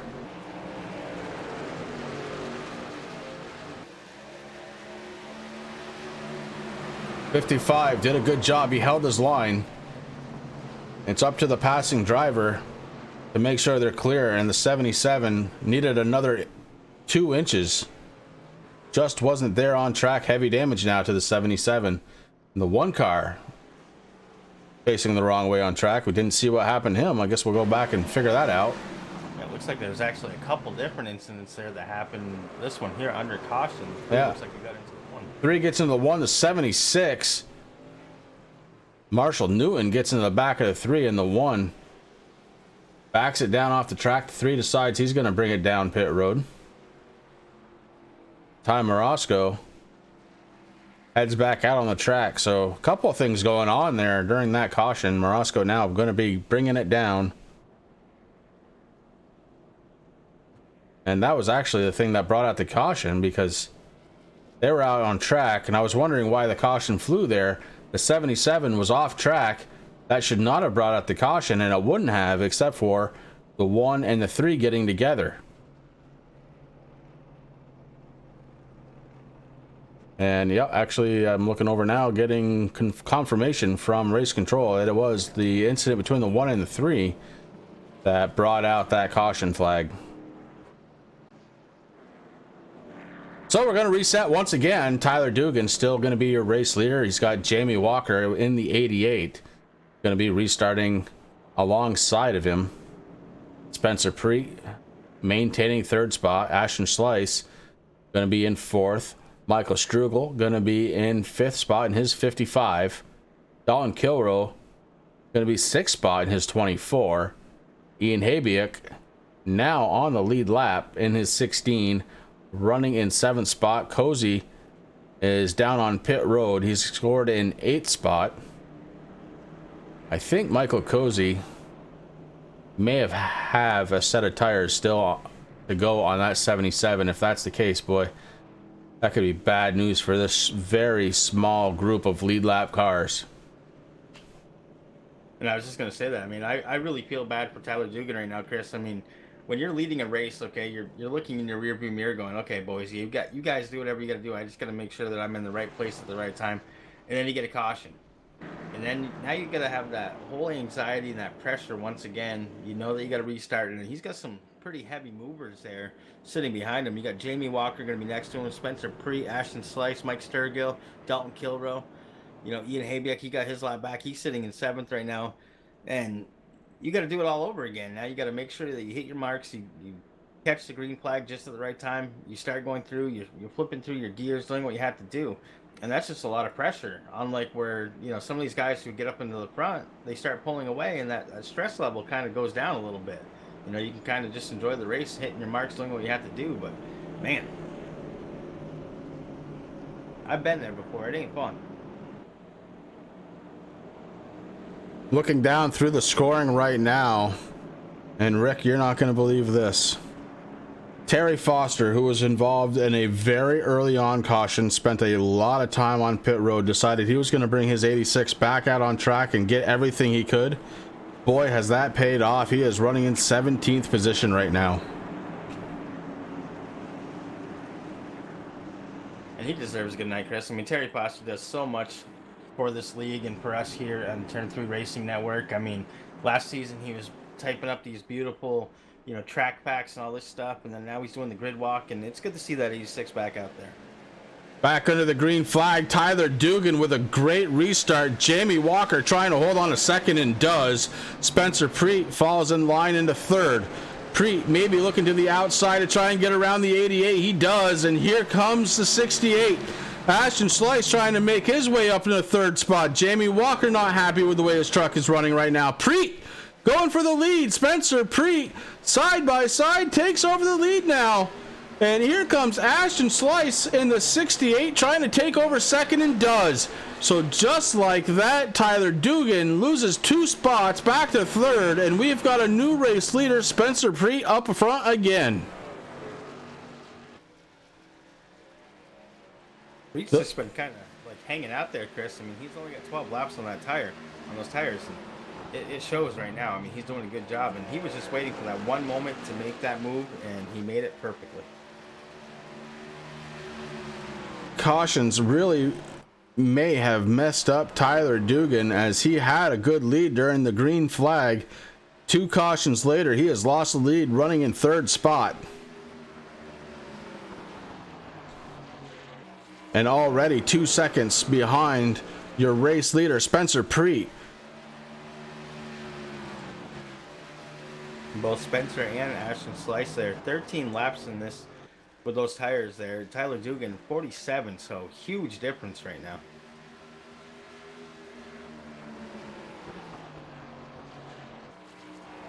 And Rick, this is something that may have happened under the green flag anyway, but you hate to see it happen because of a caution. Spencer Preet able to get back up front, Ashton Slice right behind him. It's Dugan and Walker battling it out for third spot. Ian Habiak in full control of 5th spot. Strugel all of a sudden doesn't have that same speed after those cautions. He finds himself in 6th spot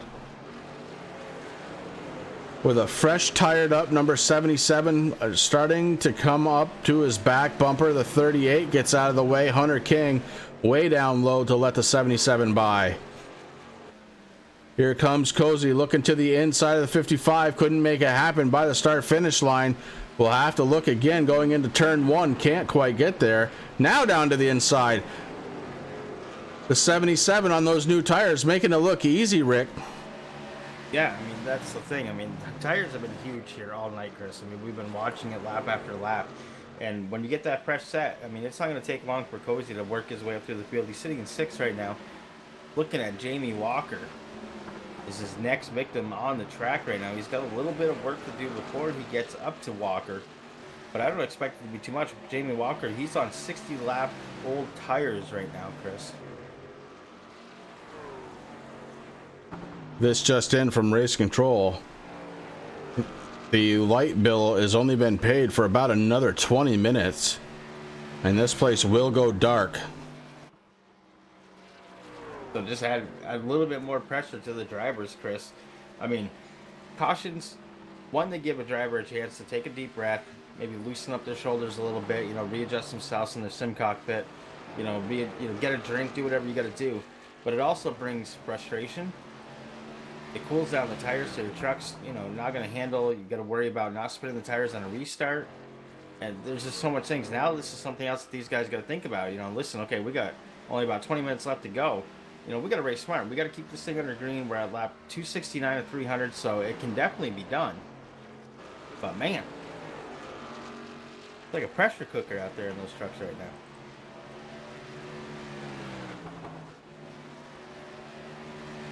Top three have changed once again. Your top runner, second place, Ashton Slice. Okay, but welcome to the party and top three, Ian Habiak. Ian in the 16 has taken over third spot. And if you look at our data, Chris, I mean, so first, second, and third all have 21 laps on their tires, so it's definitely a tire thing. You know, Ian having a fabulous night. He started this race 10th. He's up to third now. You know, we got to listen in a little bit there during the live spotting, and just he's got his dad in his ear keeping him cool, and that's exactly, this is where he needs to be. And I mean, he's doing a fabulous job out there right now. It's good to see Ian up there in the top three. I want to thank everybody who's out there and continues to follow along as this race continues on. We've got about 15 minutes or so left before the server will shut down. Not sure if we're going to be able to make the scheduled distance here tonight.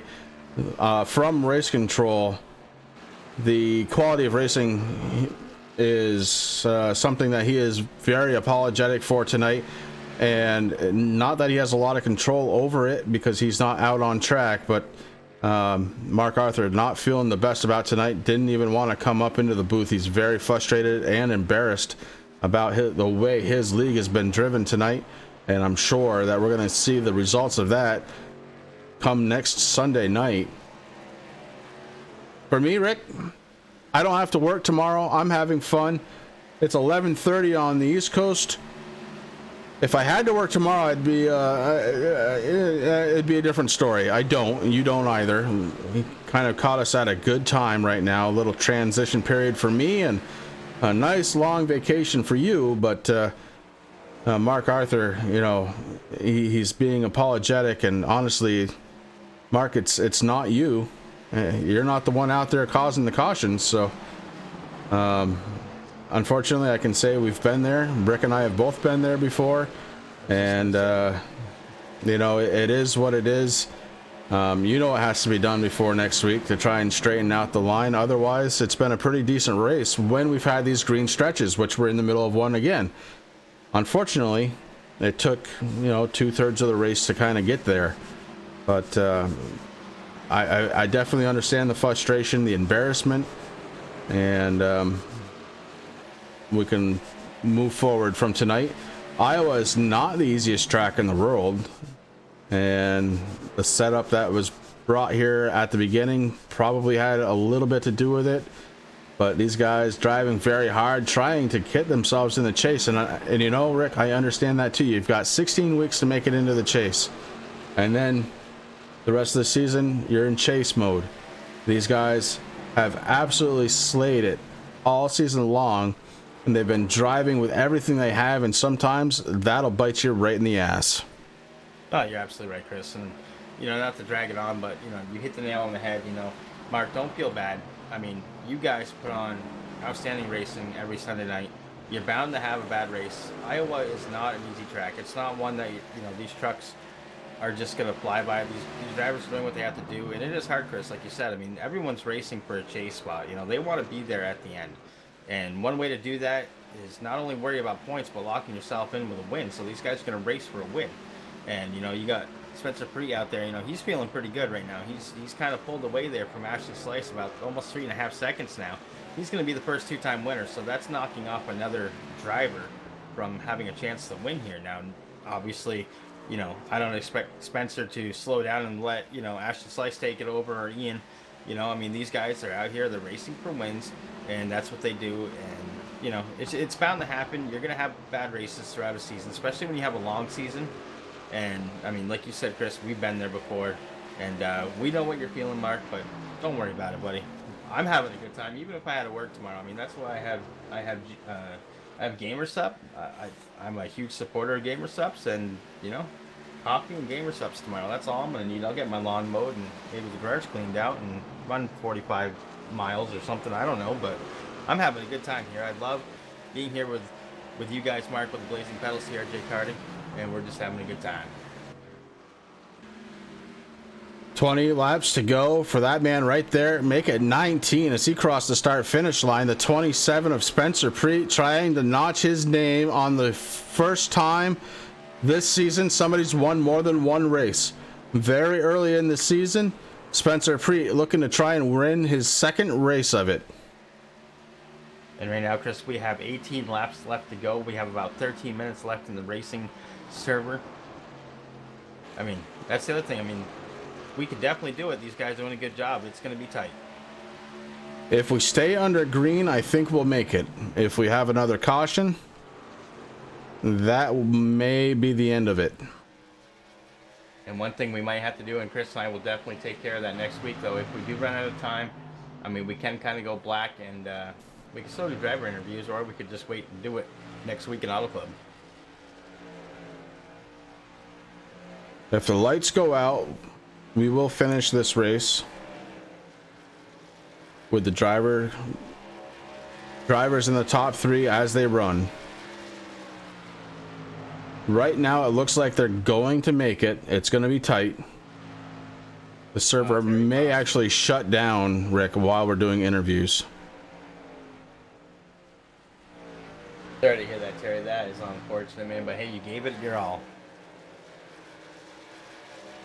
Terry, nothing to be sorry about, bud. You brought yourself all the way up into 17th spot. Never would have thought that for a minute. Jonathan Cross and Marshall Newton both running.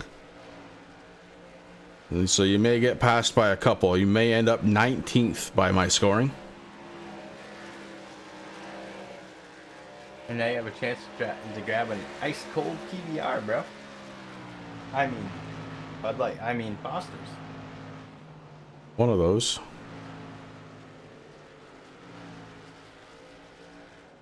Or all 3. Or all 3. Jamie Walker in the 88 running in 4th spot right now. He's got the 77 of Cozy Jr. behind him.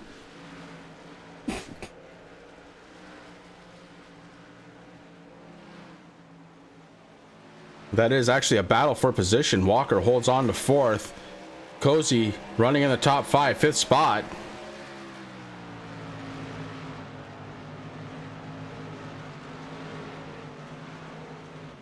Tyler Dugan, who led 35 laps of this event, was leading before the last caution.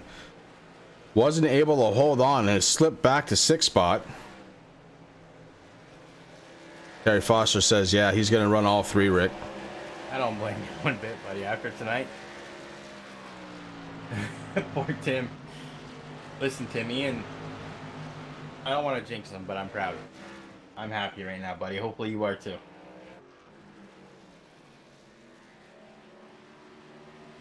Keep calm down for 10 more laps.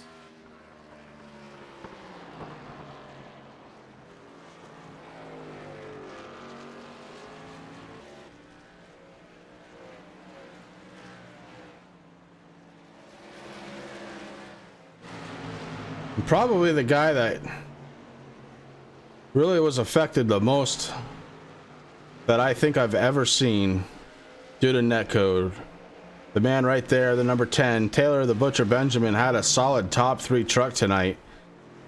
Was involved with some netcode and put him out on pit road for 9.5 minutes. And Taylor doing a good job recovering. Back out on track, running 13th.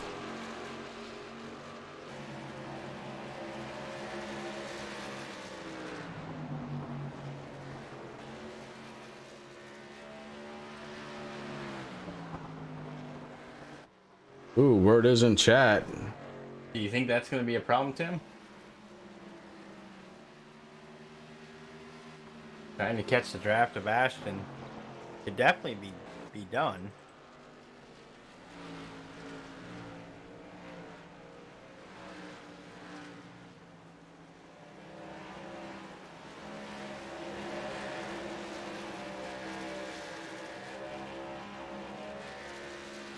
A little less than 2 seconds separating Ashton Slice and Ian Habiak.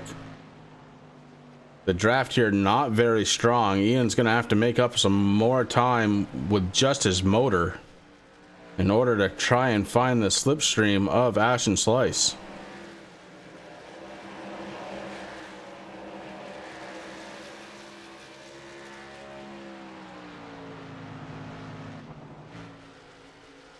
6 laps to go for Spencer Preet in the 27. Time is ticking in more than one way here. 27 trying to get this one finished under the green.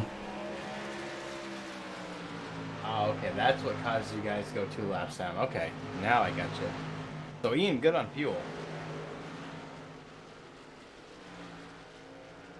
Looking for a podium finish here tonight in Iowa.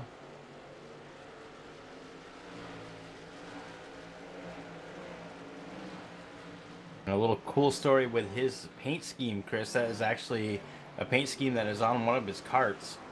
And I love those colors. They look good. That is pretty cool. I dig that.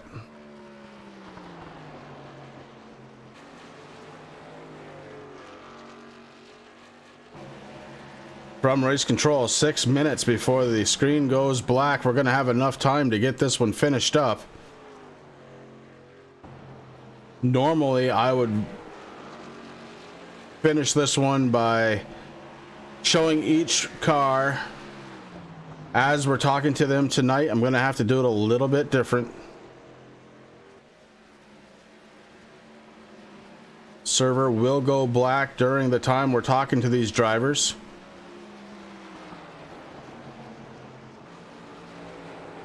Good news is the top 3 are in team speed, Chris. Ready to go. I'm ready to move them up as we need.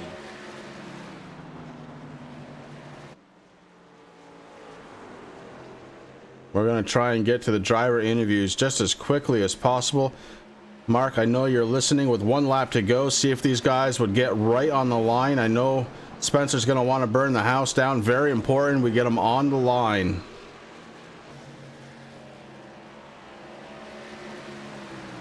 You know, Tim, I mean, that's one thing that you and I and Chris have in common. I mean, Chris and I, we started a league called Racing for a Cause. Hold on 1 minute, Rick. Is Spencer Preet getting ready to go across the start-finish line for the last time? Your race winner, Spencer Preet. Ashton Slice now coming out of turn 4. On the front stretch, he crosses the start-finish line. Second spot, Ian Habiak takes home 3rd. Jamie Walker trying to come out of turn 4 and become the 4th place finisher here tonight, with Michael Cozy Jr. finishing in 5th. Tyler Dugan going to be finishing on the lead lap. Last car to do so. Lap 300 is complete. Tyler Dugan brings it home in 6th spot. He is the last truck on the lead lap. Celebration commences for the 27 camp. He's the first driver this season to score a race victory for the 2nd time. Congratulations definitely goes out to Spencer Preet. We need to get these drivers on the line as quickly as possible so that we can have our post-race interviews. And let's move right down to the live spotting, Chris. Is yep. What Tim asked. Okay, move us down there if you don't mind, Rick.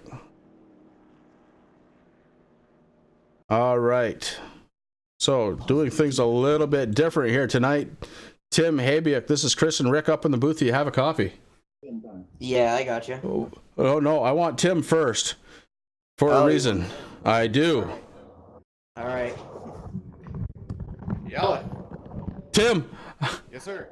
I just got to ask you one thing. How's the blood pressure?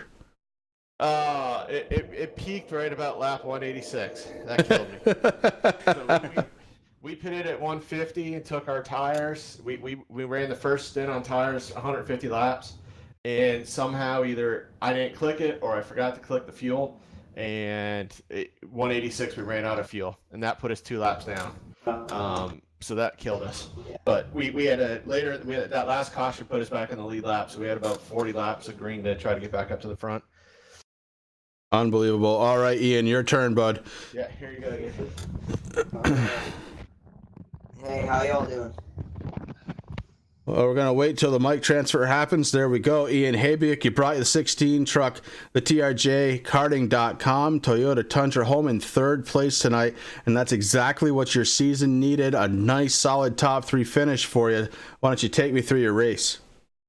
Well, I mean, all was doing all right. Like, we were in the top 5 for most of the night, and then, like, around what he said, around lap 186, we ran out of fuel, and that kind of frustrated me a little bit because we kind of spent all that time working, staying up at the front, and it kind of blew it for us. And I thought like my race was like like over. I thought I was going to get like top 10 finish maybe. And then all of a sudden we just had cautions, and like next thing I know, I'm up in 8th place, right behind leaders, like on a lap down. And I'm like, if we get another caution, we might actually be able to get up to the front, and that's what we did. And man, I just can't thank everybody enough. I mean, it was thank you all for most importantly for keeping us entertained for the most part. And I'm glad we got a top 3. This is kind of what I needed. Yeah, absolutely, Well, bud. take that momentum. Take that momentum into next week, bud. You know I'm a huge fan of yours, in real life and here on Blazing Pedals. So congratulations, brother. Yep, thank you. All right, we're gonna go back up and join second place and first place finishers, Ash and Slice. This is Chris and Rick up in the booth. Do you have a copy? Yeah, I got you. All right, but I'm sorry, we're trying to race through this just a little bit here. But Ashton, you had a hell of a run here tonight. You actually were able to lead 16 laps. You come home in second spot, and you're another guy. It's really a good booster for your point standings, especially after last week. You had a good race, but not a great race last week. So tell me what a second place means to you and the point standings so far this season. Yeah, it's nice to get second, especially after the last couple of runs. Obviously, prefer a win, but I'm not sure of my chances of that. But around lap 250, I got a set of tires along with Preet and Cozy, and just tried to race up to the front. And once Preet got up front, I couldn't catch him. It was a good run on the 68, and of course the 68, one of our favorite trucks to look at out on track. So anybody out there that you need to thank? I gotta thank teammates at Renville Racing. Gotta thank my dad for watching the broadcast. You guys for putting on the broadcast, and Tim at TRJ Karting for putting on the league. All right, Ashton. Well, again, congratulations to you and your team bringing that 68 machine home in second spot tonight. Yeah, thank you. And that leaves us with one to talk to, Rick, and it's your race leader here tonight, the number 27. First driver this season that can say, hey, I won more than one. Spencer Preet, Chris and Rick up in the booth. Do you have a copy? I got you. All right, but hey, that was a hell of a run you had there. 161 laps you led tonight. A little bit of a challenge on those older tires, but once you had a fresh set, boy, you were quicker than anybody out there by a long shot, and that had to feel good. Yeah, I was a little worried because early on in the race, when it was still a little light out, I felt like I had a little bit more than everybody else. But when it got darker, I didn't know if I was still as quick. That one long run we had with Cozy running behind me, I wasn't too sure if I was actually any quicker than him. And then he got out ahead of me. We were all kind of different on strategy and topping off and waiting to take the last set. And then when we all took the last set, I was gonna be racing him, but then he got caught up in that restart, and that pretty much ended his chances. So from there on, I knew I had to get to the front and just do what I've been doing. And like I said earlier, I'm quick here, but I really don't like having to run around this track, especially 300 laps at Iowa.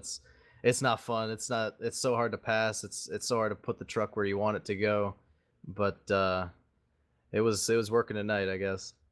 Well, that and tire fall off, we haven't talked a ton about it, but let me explain to you what your tire fall off was. Your best lap tonight, a 22.144. The last lap and the lap that you won this one on, a 23.744. So a huge difference, and that was with 51 laps on your tires. Yeah, we'd get to about 30 or 40 laps in the run when it would really start to go downhill into the 23-second range. We put a lot of laps consecutively on it in that one long run we had. And I don't know exactly how long that run was, but the times were really starting to fall off, and I was starting to feel it. I hadn't really had to run that many laps together yet, and I wasn't really saving my stuff as well as I should have been. So the fall off was pretty bad. I felt like I was managing it pretty well through the beginning portions of the race, but like I said, when it got dark, I think Cozy probably had a little bit of an edge on me there in the long run, but we never really got to race it out with that last set. All right, bud. Anybody on the 27 tonight that you need to thank? Just thanks to everyone who keeps this league running. Shout out to all the guys keep me company in the Discord, Cozy for his stream, and everyone watching, and you guys for putting on the broadcast. All right, Spencer. Well, congratulations on being the first driver this year with multiple wins. That is definitely going to help you in the points going forward, and it's going to be a hell of a season for you, I think. Yeah, thank you. I hope so. All right, Spencer Preet, driver of the number 27, bringing it home in first place. And Rick, it was a long one. There were a lot of cautions and certainly enough blame to go around, and I'm sure that Mark is still trying to pull out hair if he has any left. But at the end of the day, it was a good race. We see Spencer Preet, Ashton Slice, Ian Habiak finishing in the top 3 tonight, and we'll go over the rest of the results. But what was your big takeaway from tonight? Oh man, it's just, I mean, it's Iowa. It's a short track race, Chris. I think I think the race was a good race, and tires huge. So something to think about next season if you guys come back to Iowa. Or I mean, this track could actually be in the chase. So just remember this and get ready for it, and continue on. I mean, racing. You guys got to remember this is a sim race. You guys are a part of a league. You're all friends. Have fun with it, and that's about it, man. All right, we're going to go over the unofficial results right now. And Spencer Preet, Ashton Slice, Ian Habiak, we talked about them already and talked to them. Jamie Walker ends up 4th spot, Cozy in 5th. After that, you've got Dugan, Kilroe, Sturgill, Kyle Gilbert, and Price rounding out the top 10. And it's Hatcher, Bockover, Taylor the Butcher Benjamin finishes in 13th. And I still say that was probably the biggest rub for the night, unfortunately for him, in the 10 truck, finishing 13th. Paulson ending 14th and 15th. It's going to be Ty Morosco in the 1. And let's see, 16th belongs to Corey Sherman in the 3 truck. The 11 of Jonathan Cross, going to finish 17th. Newton 18th. Harry Foster ends in 19th position. King ending in 20th. Okie. I'm going to go with that. Nick Okie finishes 21st here tonight. Nick Rose ends 22nd. 23rd belongs to Brown. 24th, Jeff Hartline. And Blake Decker ends up 25th. McRae, 26th. Whaling, going to be 27th. Van Hoot, 28th. Dahlberg is going to be 29th. And the Merchant in his 53, going to be 30th. And Caston and Patterson, 31st, 32nd. Hogan never did start this race. And Rick, it was a wild one here from Iowa. It's 4 minutes till midnight. I'm a little on the tired side, but, at the same time, jazzed because it was still a good race. Even with all the cautions, I can walk away from this one saying it was an entertaining race to watch. A lot of action on track, which may go without saying, but it was fun to watch. And at the end of the day, that's what I look for in a good race. Oh, that's what it's all about, Chris. I mean, we talked about it, and we don't want to rehash it. We know what Mark Arthur's got to do. Mark knows what he has to do. The fans, consistent viewers all night, man. So it was a good show. Don't worry about it. Just remember, you guys are all friends. I know there's some stuff on the line here this season, but listen, you're out here to have fun, race with your buddies, and that's what it's all about. Just have a good time. And with that, we're going to have a good time as we shut this one down. Rick and I will be back in the booth. Are we in the booth next Friday? I don't even know anymore. Next weekend, we're going to say that, and we'll be back. Thank you very much for coming out to... Thank you very much for tuning in to the TRJ Karting.com Blazing Pedal series. It has been an absolute pleasure, and we'll see you next time.